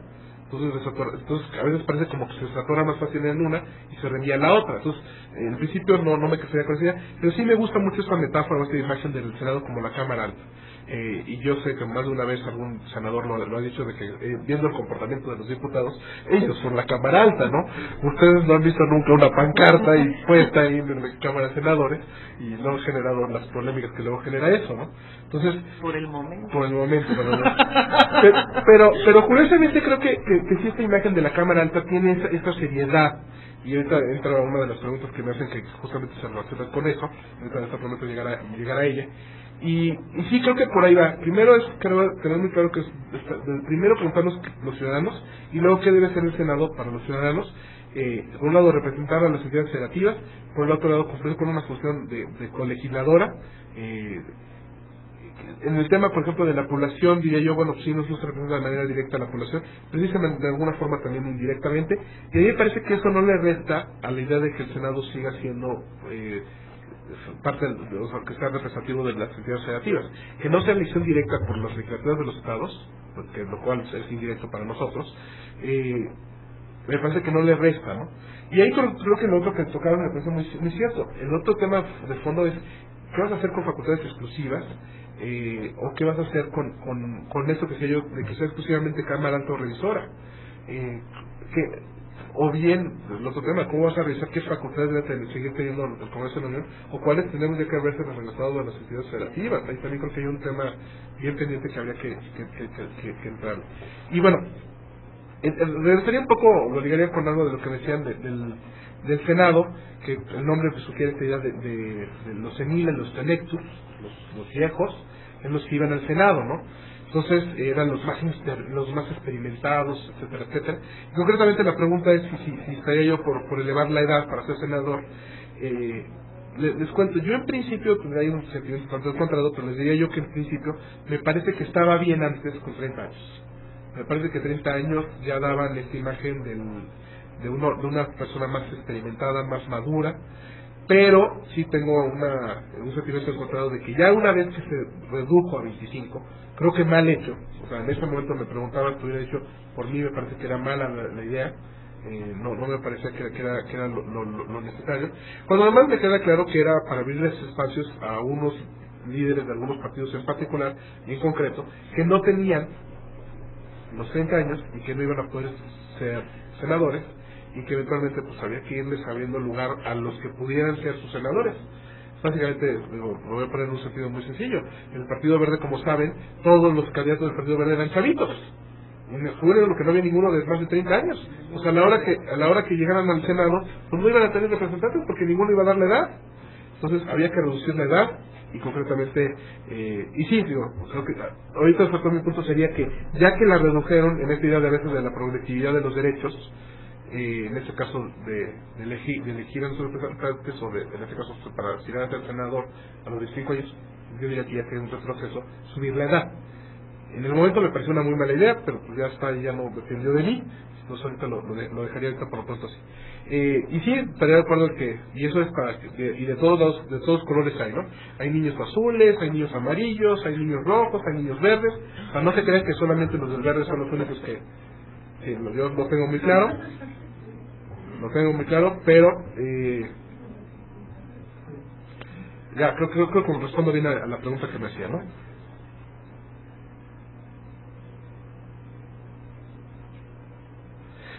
Digo, me preguntan si el modelo de selección, ¿qué haríamos con el tema de los suplentes? Hoy por hoy, o sea, funcionamos con un modelo en el que además vienen sus suplentes atrás, ¿no? Entonces yo en principio estoy viendo completamente la discusión del tema de los suplentes. Estaría pensando que en automático el senador electo le corresponderá a su suplente conforme vengan propuestos en las fórmulas que vengan, digamos. En ese caso quizás me gustaría más que pensáramos, cosa que no tenemos hoy en día, que en dado caso de que hoy por hoy, si lo siguiéramos con el modelito de los dos, de la mayoría y la primera minoría, y no cambiáramos la lista, ¿no? Que al suplente de la primera minoría que entra tuviera que ser el que viene en segundo lugar de la primera, de ahí mismo en la fórmula, ¿no?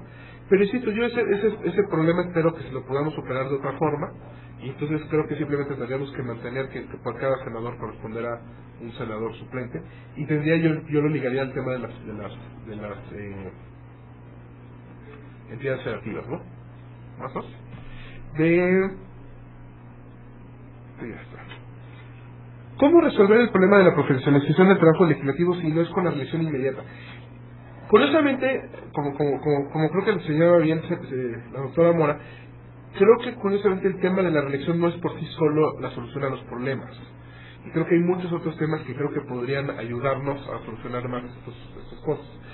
Yo creo que uno de los temas está del lado de esto de la profesionalización de los cuerpos de apoyo parlamentario. Entonces yo, por ejemplo, decía yo de alguna forma, o sugería yo de alguna forma, que si eventualmente le quitamos 32 senadores, ahí tenemos una cantidad de recursos X que normalmente estaban destinados al Senado. Esos 32 lo cantidad que se llame la 32X, ¿para qué nos podría servir? Pues les aseguro que para profesionalizar los campos de apoyo que tenemos, sería, creo yo, una cantidad interesante para con eso trabajar y profesionalizar los cuerpos de apoyo. A mí en lo personal, yo me imagino a veces cómo tendría que hacer esto de los secretarios técnicos, que se hicieran exámenes abiertos y se tuviera un padrón de las personas que tienen los conocimientos para ser secretario técnico de la Comisión de Puntos Funcionales, secretario técnico de la Comisión de Federalismo, secretario técnico de la Comisión, y que todos esos, pues ya una vez que tienes un padrón, pues tengas unos recursos para pagarles bien a esas personas a las que les vas a encargar que sean el secretario técnico de esta comisión para este preciso momento, y que tengas ahí el padrón de gente, pero simplemente le tienes que pagar al que esté fungiendo como secretario técnico. Entonces ese recurso que queda ahí me parece que podría, sin quitarle recursos a la Cámara de Senadores, serviría para profesionalizar a los secretarios técnicos de las diferentes comisiones. Creo yo que sería una idea adecuada. Y concretamente con el tema de la reelección, yo en algún otro lugar, en algún otro ensayo, pues supongo cuáles son mis cartitas en el tema de reelección, pero sí creo que quizás habría que replantear los otros temas antes. Por sí solo no creo que sea la solución. Yo del tema de la reelección inmediata sí creo que ayudaría eventualmente a que el diputado o senador sea o tenga como un vínculo más directo con el electorado, con el ciudadano. Si yo tengo que votar hoy por un diputado y en 3 años por otro, pues el cuate, ninguno de ellos tiene ningún incentivo para quedar bien conmigo. En cambio, si este cuate cada 3 años va a tener que venir a pedirme mi voto, tiene un incentivo para quedar bien conmigo. No sé si eso necesariamente va a solucionar nuestros problemas, pero al menos este vínculo, una cierta independencia respecto a los partidos políticos, cierta, no creo que absoluta, pero creo que en ese sentido podríamos avanzar. Lo que sí creo que si eventualmente entramos al tema de la reelección, les adelanto algo que creo que no se podría hacer, o dos cosas, una que no se podría hacer y una que creo que se debería hacer.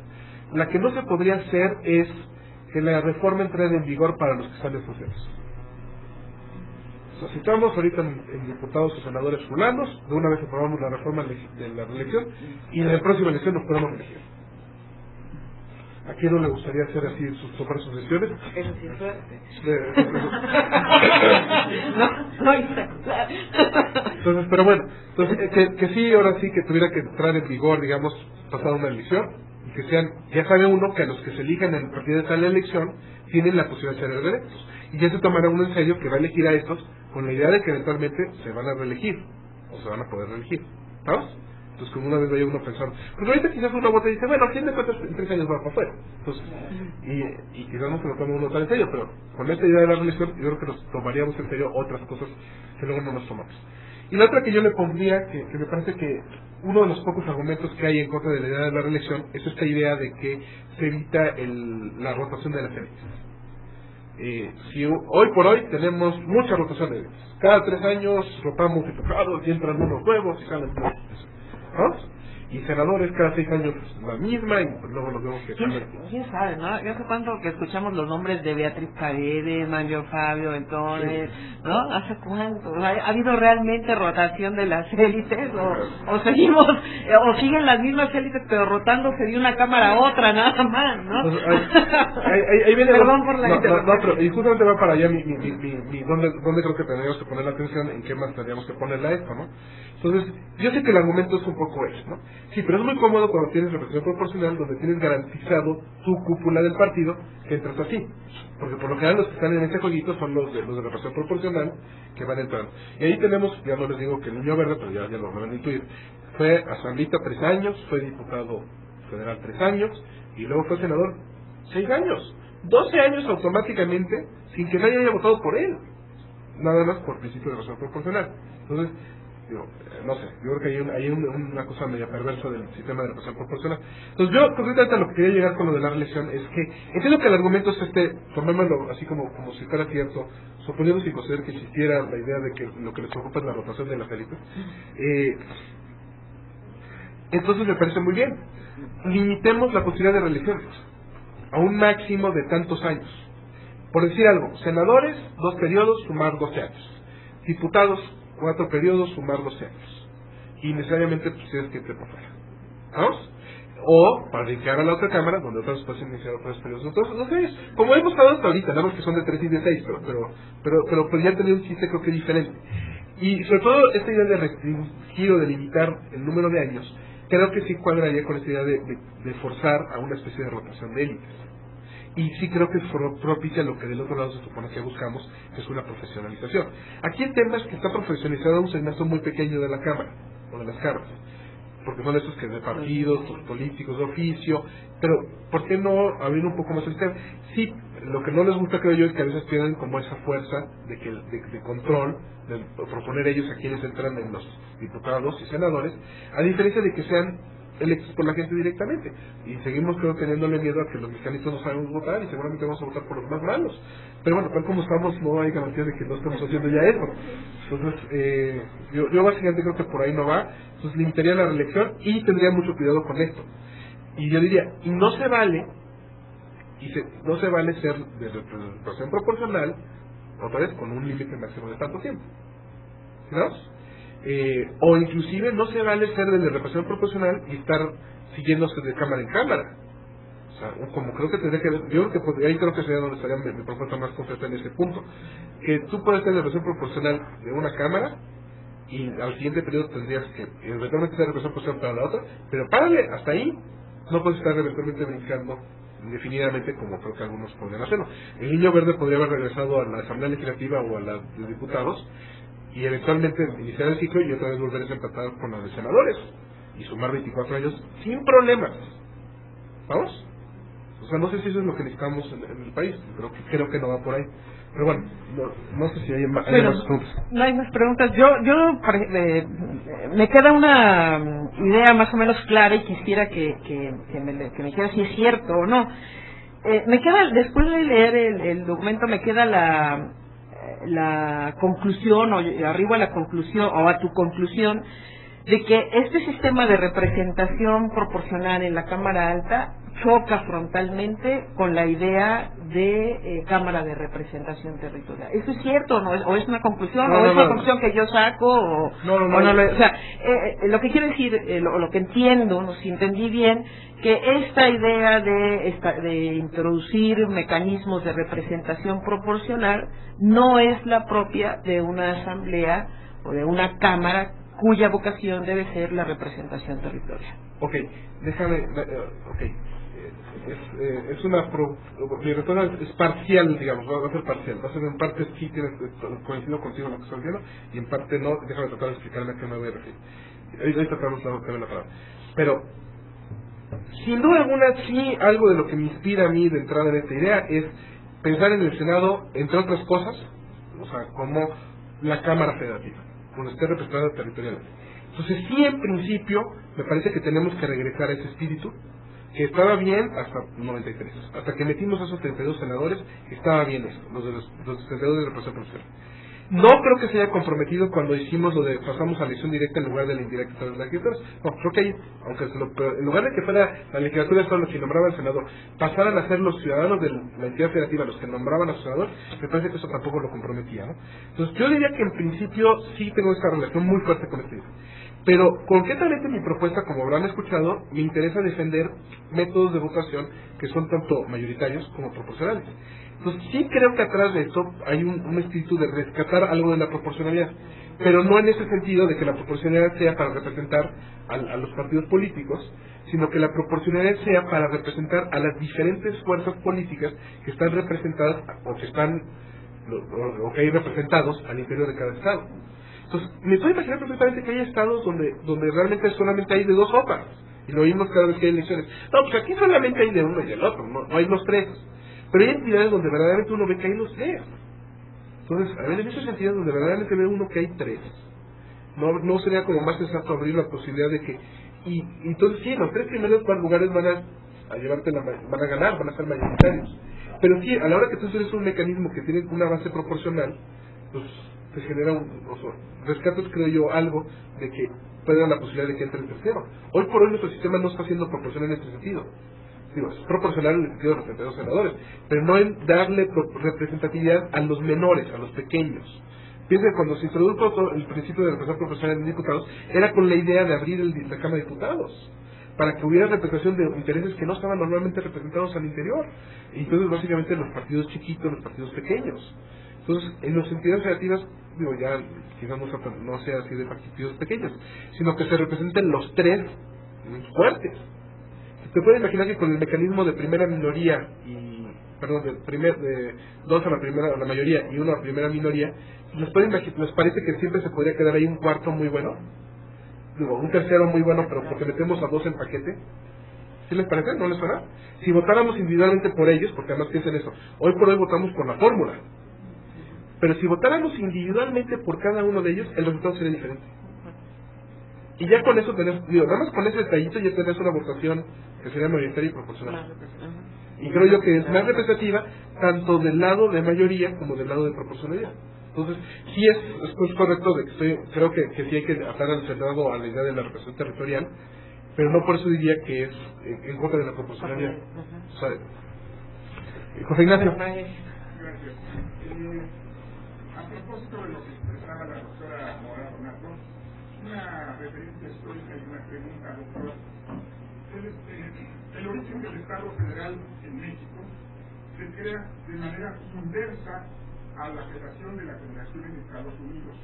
Allá se preceden estados confederados y en última potestad soberana, precisamente ceden su soberanía para formar la federación. En México el antecedente inmediato son las diputaciones provinciales.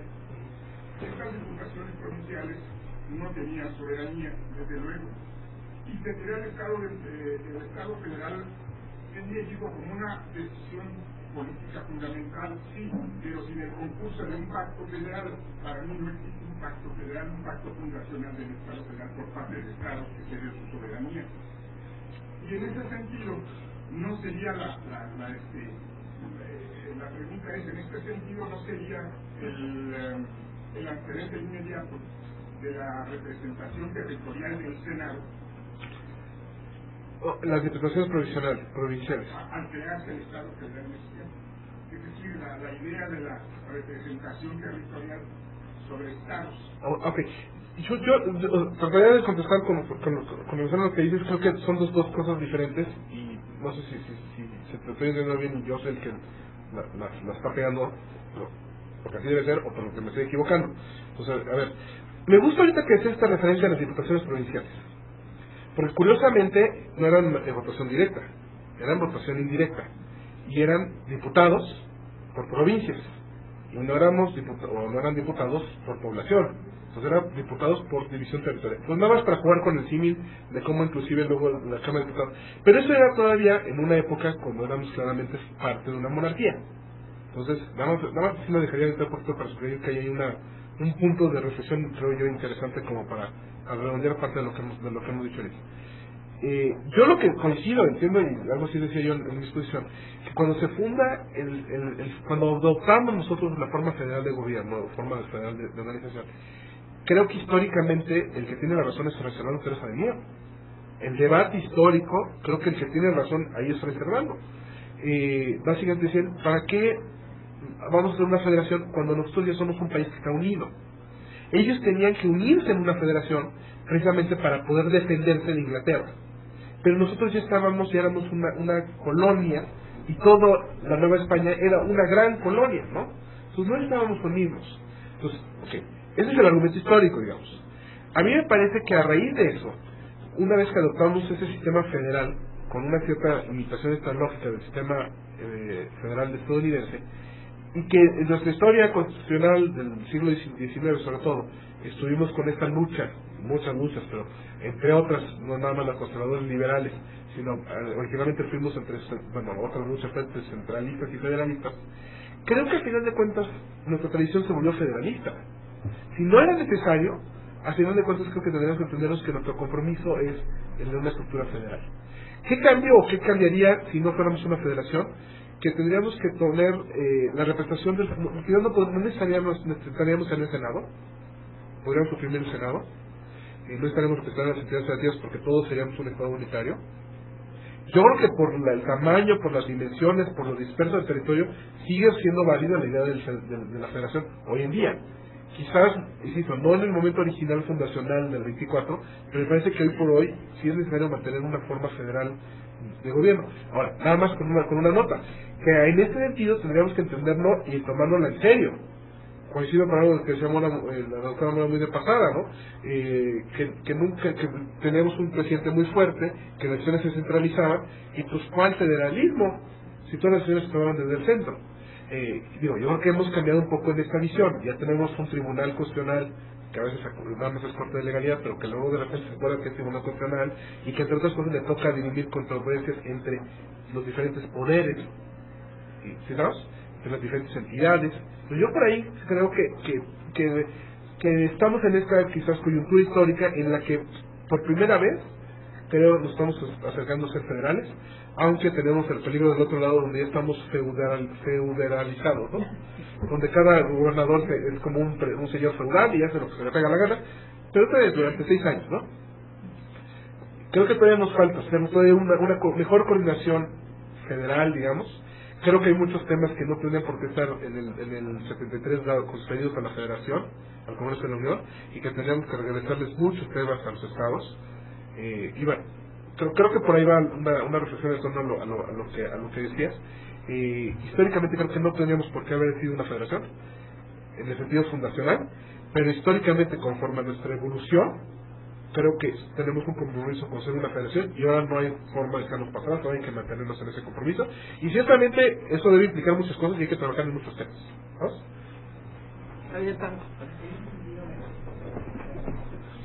Un poquito más fuerte, por favor.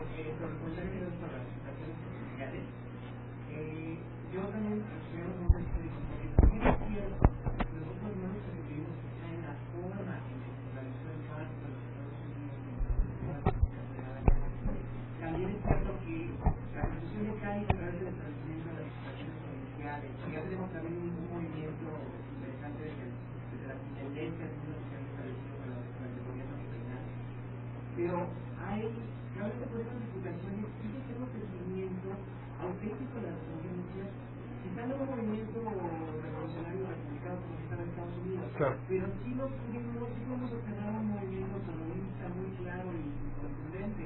Hay documentos que señalan también la existencia de incluso rebeldía, con una rebeldía radical en el sentido de separarse del centro, pero sí de crear cláusulas para que el poder que está concentrado en el gobierno de México se fuera descentralizando en las diferentes provincias que integraban el país.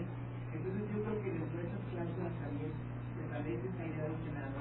No obviamente no era la idea como está en Estados Unidos, pero sí creo que el movimiento autonomista que hubo en México se de esta forma en la creación de este tipo de...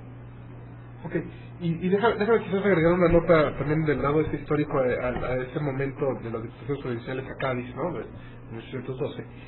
Y al final de cuentas, ¿cómo estaba el país? Estamos en la plena guerra de independencia, ¿no? Y en pleno, creo que tensión entre dos visiones de qué es lo que se iba a hacer en la independencia.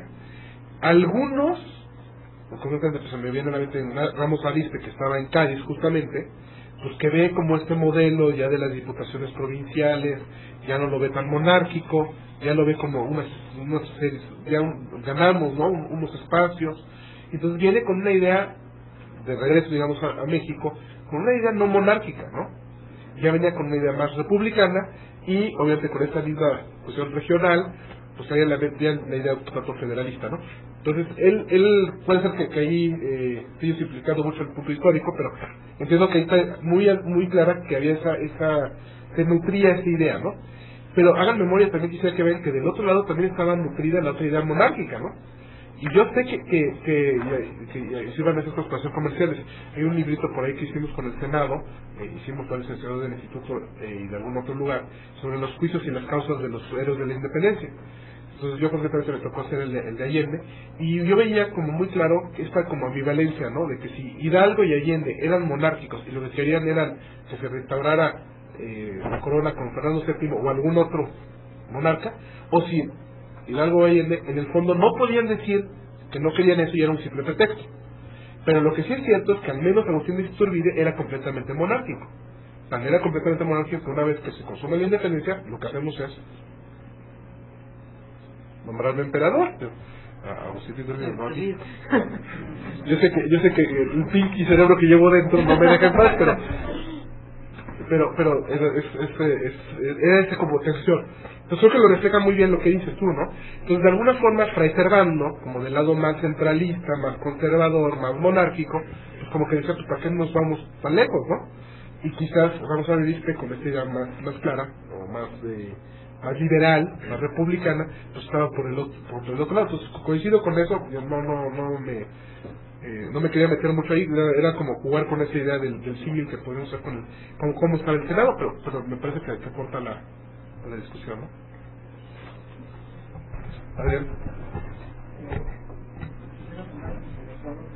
Una frase que dijo la doctora Mora, decir que una idea general de que se quiere hacer con el Senado, ¿no?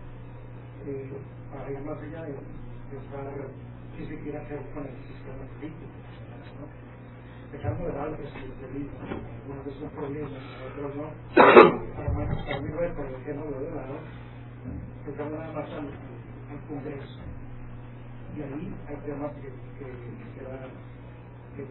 se valdría la pena considerar. Entonces, en primer lugar, un bicameralismo perfecto que no tiene un concepto de eso. Claro. Si es la idea general, entonces eliminamos el Senado y efectivamente nos quedamos con la Cámara de Diputados, nos trabajamos con una buena lana que puede utilizar en otros frentes. Si se quiere mantener con la visión territorial, pues ahí, claro, como decía Inés, es bastante pertinente. Yo quisiera nada más, para terminar esta intervención, decir el tema de la participación ciudadana, ¿no? Me parece que Inés lo tenía muy presente. ¿Cómo se puede favorecer esta participación ciudadana que no se presente nada más en el momento de la votación, ¿no?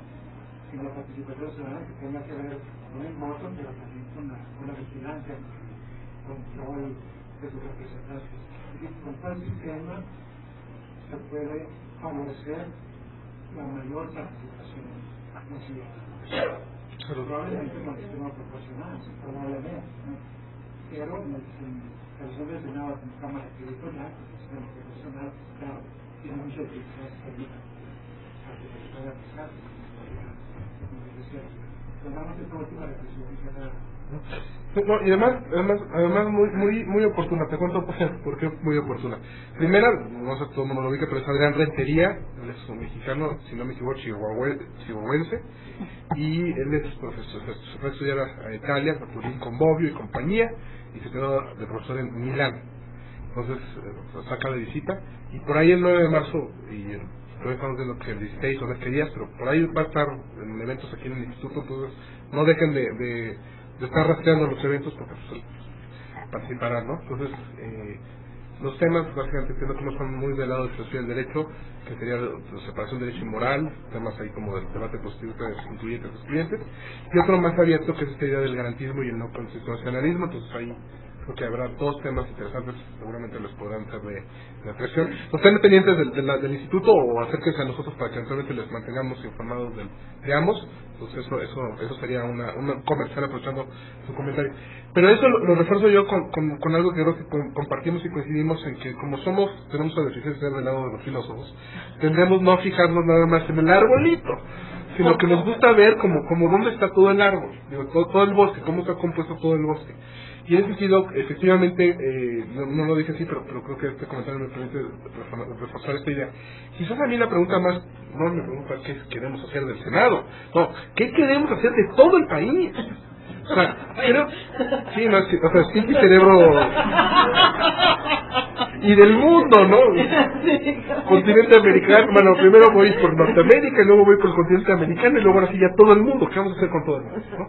Pero digamos que efectivamente creo que va por ahí. ¿Qué queremos hacer o qué queremos hacer de México. Y si nos tomamos en cuenta los proyectos que están en estas dichas, como si queremos ser una democracia, pues bueno, ¿qué tenemos que ser si queremos ser una democracia? Pues, ¿dónde está el ciudadano? El ciudadano tendría que ser el eje de todas estas reflexiones. Entonces, otra vez, para la reelección, para la que me digan. Y yo, en este tema, por ejemplo, difiero un poco ahí, pero yo sé que ahí a Adrián ya le afectó vivir tantos años en Italia, donde la Cámara de Diputados funciona, creo que bien, con ese sistema de representación proporcional. Pero porque es un sistema muy complejo, multipartidista, entonces donde la representación proporcional funciona muy bien para ellos, porque así se representan, porque hay tantas diversidades ideológicas que pues, un sistema proporcional es el que les puede dar la forma de que se representen toda esa gran diversidad. Pero para un país todavía como el nuestro, en el que creo que básicamente seguimos pegándonos entre dos grandes posturas, una de derecha y una de izquierda, y todavía las izquierdas matizan un poco más, unas que se llaman de centro derecha y otras que se llaman de centro izquierda. Ni siquiera somos izquierdistas radicales, ni siquiera somos derecha, algunos sí, yo sé que conservadores a ultranza, pero entonces, 4 posturas, o sea, realmente 4 posturas que nos ejemplificarían muy bien.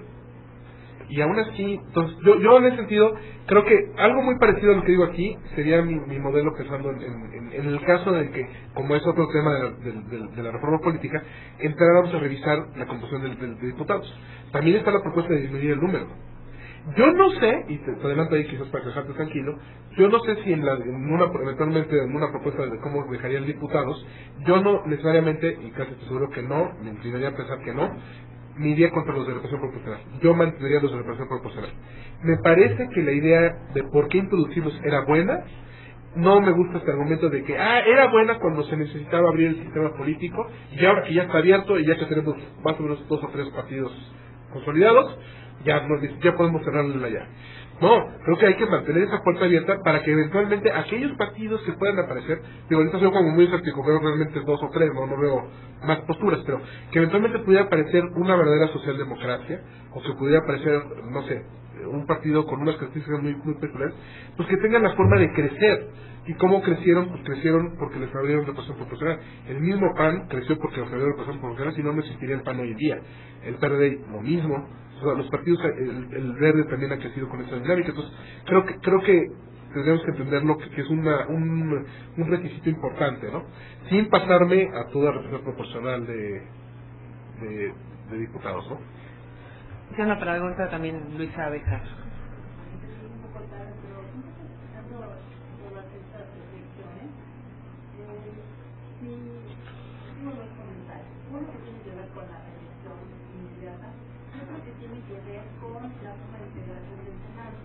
Porque ahorita estaba escuchando esto de Italia, antes me ocurre que en Italia quizás hay más partidos porque hay muchos partidos que son estatales, regionales. Y nosotros aquí estamos pensando que la representación proporcional a lo mejor no tendría mucho sentido si se escogieran los 4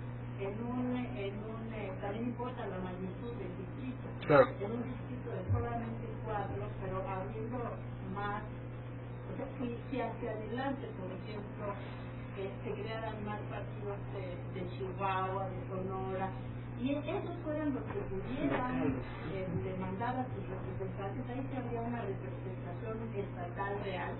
Y con el sistema de mayoría relativa es muy difícil que les ganen a los 3 grandotes las curules del Senado. Entonces yo no defendería totalmente la posibilidad, no sé de que quizás los 4 se escogieran por representación proporcional. Pero bueno, eso siempre y cuando se cumpliera la condición de que hubiera partidos regionales, estatales, etc. Esa es una reflexión que a ver cómo la ves. La segunda, la de la reelección inmediata, me parece que es muy importante establecer el vínculo entre el ciudadano y el representante. Pero más allá de esto, hay otro problema que tiene que ver con la gobernabilidad. Y yo soy politóloga, siempre estamos muy pendientes de cómo se hace para que ese proceso político pueda caminar. Y estamos siempre también muy pendientes de si hay disposición a cooperar o no cooperar. Y una de las cuestiones que señala, por ejemplo, la literatura, es que cuando el plazo en que los actores se encuentran es muy corto, Entonces, no hay disposición a cooperar, claro, porque me sale más barato no cooperar que cooperar. claro. Entonces, yo creo que esto se ha discutido bastante poco en términos de las ventajas que tendría la reelección inmediata para que el Congreso empezara a funcionar también de manera más ágil, ¿no? Esas dos reflexiones. Ok, perfecto. No, muy bien las dos. No sé si empezar con la segunda y luego me regreso a lo digo, yo en el tema de reelección inmediata, en principio, o sea, mi punto es que no creo que sea la solución para todos nuestros males, no creo que nuestro problema sea nada más ese. Creo que nuestros problemas son muchos otros. ¿De qué serviría la reelección inmediata si no ponemos a la ciudad en el centro? Pues primero hay que poner a la ciudad en el centro y ya luego hagamos reelección. Que de alguna forma creo que fortalece la idea de que sea el ciudadano el que tenga la posibilidad de, en esta manera plebiscitaria, censurar o no a ciertos canales, ¿no? Entonces esa imagen me parece en principio bien y me gusta mucho y prometo tomar nota de la idea de cómo efectivamente con el tiempo pequeño tienen pocos incentivos para cooperar. Entonces, sobre todo eso aplica muy bien para diputados que tienen nada más 3 años, que en mayor o menor medida también aplicaría para senadores, pero los senadores tienen 6 años. Entonces, efectivamente, cuando uno se va a ver con alguien mucho tiempo, pues uno tiene que cooperar. Entonces, no por echarle a nadie en particular en el instituto, pero yo supongo que habrá colegas que no necesariamente le caigan bien uno a otros, o yo no tendré por qué ser monedita de oro, pero tengo la impresión que si estamos aquí todos, nos vamos a quedar aquí, pues tenemos que tener incentivos para cooperar, a diferencia de un lugar donde pues aquí todos vamos a estar 3 años. Entonces, ¿con quién me llevo? Con el grupito de mis amigos. Entonces, ya, eso explica alguna otra cosa de por qué el señor presidente solamente puede nombrar a gente en su gabinete, solamente los que estaban en esa legislatura con él, porque era su grupito de amigos, y no pudo construir un grupo más amplio de amigos con gente de otros partidos inclusive, ¿no? Pero bueno, eso me parece muy cierto que necesitamos generar incentivos, y la reelección creo que alteraría la dinámica y te podría fomentar algunos incentivos. Insisto, habría que irlos encontrando muy bien, muy precisos para que no nos salgan los perversos, sino que verdaderamente generemos los adecuados, ¿no? En el tema de los partidos regionales locales me encantó el comentario, y justamente creo que al contrario, buena parte de lo que estoy diciendo estaría a favor de esa posibilidad. Insisto, el problema que le veo yo a repartición proporcional es que hagan el número como quieran. Ahorita no se me ocurrió que se pueden poner una tablita aquí, pero si vamos a elegir a 3 senadores o 4, si pensemos en los 4 que están hoy en día, resulta que los partidos políticos que hay, la votación que alcancen, la votación se va a fragmentar y se va a diluir. Yo me imagino que difícilmente habrá de esos candidatos, de los 4 que vamos a elegir, me puedo imaginar alguno que no tenga el 25%. Tendríamos que pensar que tendría que tener 25% de respaldo cada uno, digamos, para que fueran el 100%, ¿no? Pues como para ver que se dividía. Pero si alguno hubiera un quinto, entonces con el 20% ya estás dejando a un cuate que podría tener el 20% de apoyo en relación proporcional. Digamos, si se dividieran, no sé, 25, 24, 23, 22, 21, a uno, eso hice más los votos, perdón. Pero si fueran 22, 21, 20, 19, 18, o sea, estarías dejando fuera el que tiene 18 de porcentaje de votación, que no está muy lejano al que viene en primer lugar. Entonces, tienes un efecto muy impuro si adoptas representación proporcional, sobre todo si tenemos relativamente pocos partidos. El esquema funciona bien siendo para diputados en Italia, donde lo tienen completamente ampliado, fragmentado el espectro, donde efectivamente, pues sí, los primeros, ya no te digo el 20%, con el punto, bueno, no voy a exagerar ahí, pero con 2%, 1% es conforme a los puntos 5, puntos 3, sí está como muy fragmentado, ¿no? No, ahí sí no sé los datos concretos de Italia para tener muy claro cuántos hay, pero entiendo que al elegir más de 100, pues estarías hablando a veces de que con punto 5 lo estás eligiendo, ¿no? Si fueran 200. Entonces ya con eso, la nivel de fragmentación es mucha, pero responde a la fragmentación que está en el espectro político, ideológico italiano, y que se atempera con una forma más parlamentaria de gobierno. Pero en un sistema más o menos presidencial, yo creo que también necesariamente tenemos que ir ahí. Pero déjame entrarle al tema, al punto concreto de los partidos locales. Y decías tú, hoy por hoy es difícil que el partido local le pueda ganar 2 lugares a los 3 de mayoría, a los 3 partidos, a los partidos grandes. Sí, precisamente por cómo están dadas las reglas del juego. Si yo tengo que elegir a los dos primeros por fórmula y luego al segundo de la primera minoría, pues ¿quiénes van a poder concentrar los votos? Los partidos grandes que van a tener capacidad para movilizar así. Pero si yo separo, me quito de la fórmula y digo de los de senadores, los tres que vengan, que tengan el mayor número de votación, en principio tiene más posibilidades en el partido regional o local, tendría más posibilidades.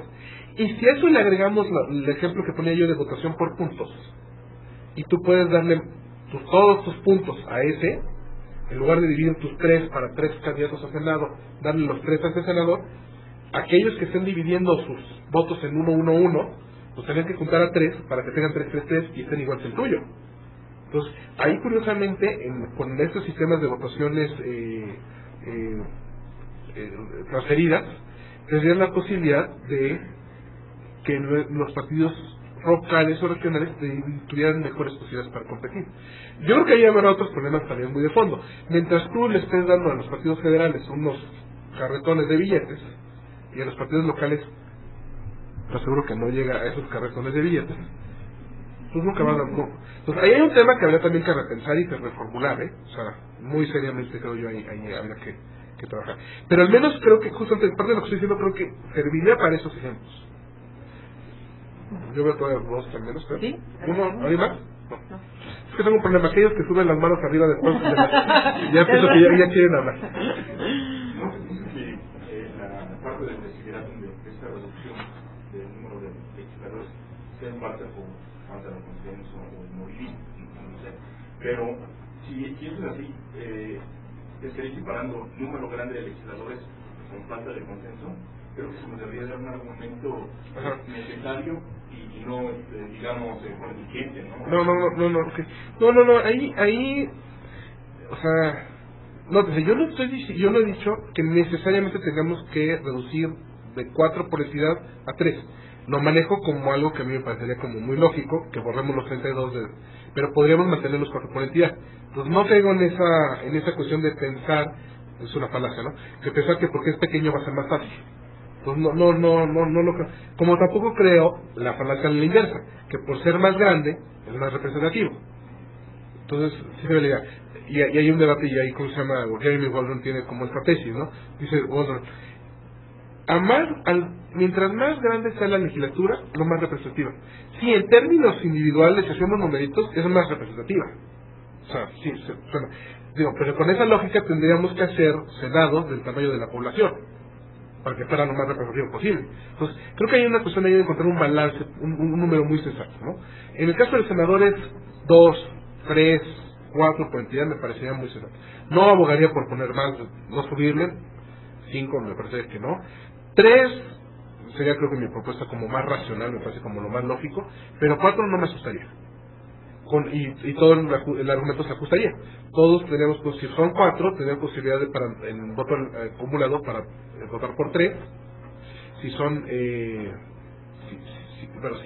si votamos por puntos o transferimos, tendríamos que votar por los 4 y podríamos darle todos los votos al mismo o dividirlos como quisiéramos. Y la votación preferida, pues, sería los que dan las preferencias. Entonces, pero eso por ahí no me... O sea, de hecho, sí me cuido de que en el texto no suene que caigo yo en alguna de esas falacias. Bueno, pues si no hay más preguntas, agradecerle nuevamente al doctor Imer Flores su participación. Y sí, una más. Una más. Estaba durmiendo y ahorita la despertó el micrófono. La voz, sí, es que con mi voz ya están todos dormidos. Pero adelante.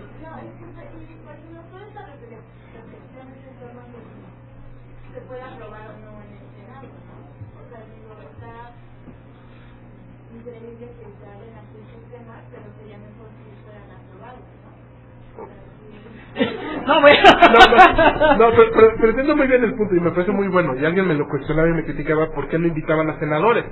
Yo creo que eventualmente esto lo tienen que revisar senadores y obviamente también diputados. Y eventualmente lo tienen que aprobar a ambos, ¿no? El debate, pero insisto, esto era como una dinámica de seminario más interno, más de trabajo interno, de comisión interna del instituto, a diferencia de cuando tenemos eventos.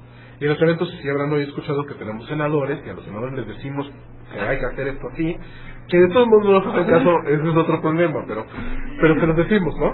Entonces sí creo que por ahí va la importancia de la reflexión de que a mí me parece, esto, ¿no? efectivamente me parece que es muy pertinente, porque uno de los principales esfuerzos que está haciendo justamente esta línea de investigación en el instituto es eso. Primero es debatirlos, porque son temas que no se debaten. Es decir, si usted, y aquí hay gente que nos acompaña del Senado, ellos nos podrán contar pues cuánto tiempo llevan, por ejemplo, debatiendo esto. Realmente es que el debate es muy pobre.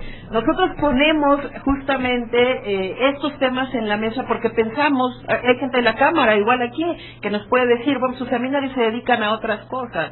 Nosotros somos los que estamos poniendo, por supuesto, ideas en blanco y negro, como decimos, en papel, y por supuesto también la línea hará un esfuerzo, ¿no? Junto con el instituto y junto con todos los miembros de la línea, en donde se encuentran, pues ya la doctora Luisa Béjar se los ha dicho, gente que viene de la Universidad de la Ciudad de México, del Senado, de la Cámara de Diputados. Haremos todos el esfuerzo o lo que esté a nuestro alcance para que estas ideas se difundan, ¿no? Y no se queden solamente aquí en el espacio simplemente de esta sala, sino que salgan y se empiecen a discutir. Porque insisto, yo algo que he venido insistiendo en nuestros seminarios es justamente ese. A estos seminarios deberíamos asistir todos como ciudadanos, con independencia de si algún día queremos ser o no diputados, que yo creo que nadie quiere ser diputado nada más por el sueldo, ¿no? Pero bueno, deberíamos estar aquí efectivamente todos como ciudadanos, y mi idea es esa, abrir estos seminarios de discusión a todos los ciudadanos para que estemos discutiendo no lo que ellos nos dicen, porque ellos ya presentaron su agenda, y en su agenda pues lo primero que les interesa es la reelección, lo segundo que les interesa es, bueno, generar algunos mecanismos para fastidiar un poco más al Ejecutivo, en fin, todas estas cosas, ¿no? Pero nunca nos hablan, por ejemplo, de transparencia, que fue otro tema que ya tratamos en el propio seno del Senado, cómo transparentar la toma de decisiones en las asambleas, ¿no? Entonces, sí, son temas que nosotros venimos discutiendo y que, por supuesto, vamos a hacer un enorme esfuerzo porque estos temas lleguen a los lugares a los que tienen que llegar, ¿no? Sí, está muy bien, pero también un lugar al que tienen que llegar es a nosotros, es a los ciudadanos, es convencerme a mí mismo de que hay muchos otros temas antes de los temas que viene mi diputado y me plantea, ¿no? Entonces, o mi senador o el candidato, o en fin, ¿no? Y me gustaría agregar algo más, y lo acabamos de pasar aquí en el instituto. La reforma en materia de derechos humanos ya se aprobó en senadores, la mandaron de diputados, bueno, había que son diputados, senadores le metió mano, y se la mandaron de diputados, y diputados le volvieron a meter mano. Y el problema es que no damos el debate, sino que el debate se da nada más a veces en las cámaras, y no tenemos como un debate más ciudadano, no estamos parados, y nos presentan cosas que ya están acabadas, y cosas que están acabadas que tienen serios problemas y serias deficiencias. Pues yo es ahí donde me preocupa, y ahí coincido con la doctora Mora, de que aquí en la universidad tratamos de poner temas en la mesa, en la agenda, y discutirlos en serio, y esperamos que allá afuera se retome. El problema es que a veces ni siquiera nos hacen caso, y de repente están discutiendo otras cosas que cuando ya las vemos ya están más que aprobadas, y traen unas cosas rarísimas o complicadas. No me voy muy lejos, están discutiendo ahorita lo de la ley de inmigración, y ya habrán escuchado que ya la Comisión de Derechos Humanos está seriamente pensando en impugnarla. Todavía no la aprueban, pero ya la Comisión de Derechos Humanos, previendo cómo viene, cómo la ve, ya están pensando que hay que impugnarla. Otra vez, ¿por qué no dar esos debates, esas discusiones a nivel nacional, en los niveles con los ciudadanos? Y quizás, volviendo a algo de lo que decía con Adrián, pues no nada más pensarlo por qué queremos que sea la ley de inmigración, por qué queremos que sea el país, y cómo se debe entender una ley de inmigración al interior del país, cómo se debe hacer la ley de refugiados, cómo se debe hacer la materia de derechos humanos. Y estamos legislando cositas sueltas, árboles, y no estamos viendo una edición integral de todo el bosque. Ahí también creo que hay un tema para reflexión. Y entendiendo bien lo que dice Cecilia, seguramente las conclusiones de este grupo se le harán llegar al Senado y a la Cámara de Diputados, y se le estará alimentando con estas ideas. Entonces espero que efectivamente haga eco alguna de estas reflexiones. Bueno, ya tendremos también agendada nuestra próxima sesión del seminario permanente. Nos va a acompañar en esa sesión el doctor Detlef Nolte, él es profesor de la Universidad de Hamburgo. Va a estar con nosotros el próximo 17 de marzo a las 5 de la tarde en esta misma aula, con lo cual pues los invitamos a que nos acompañen en este seminario, que como saben o como estamos intentando hacerlo es un seminario permanente. Pues muchas gracias nuevamente por su asistencia, muchas gracias al doctor por habernos acompañado y esperamos seguirnos viendo en algún otro lugar o en algún otro espacio. Muchas gracias.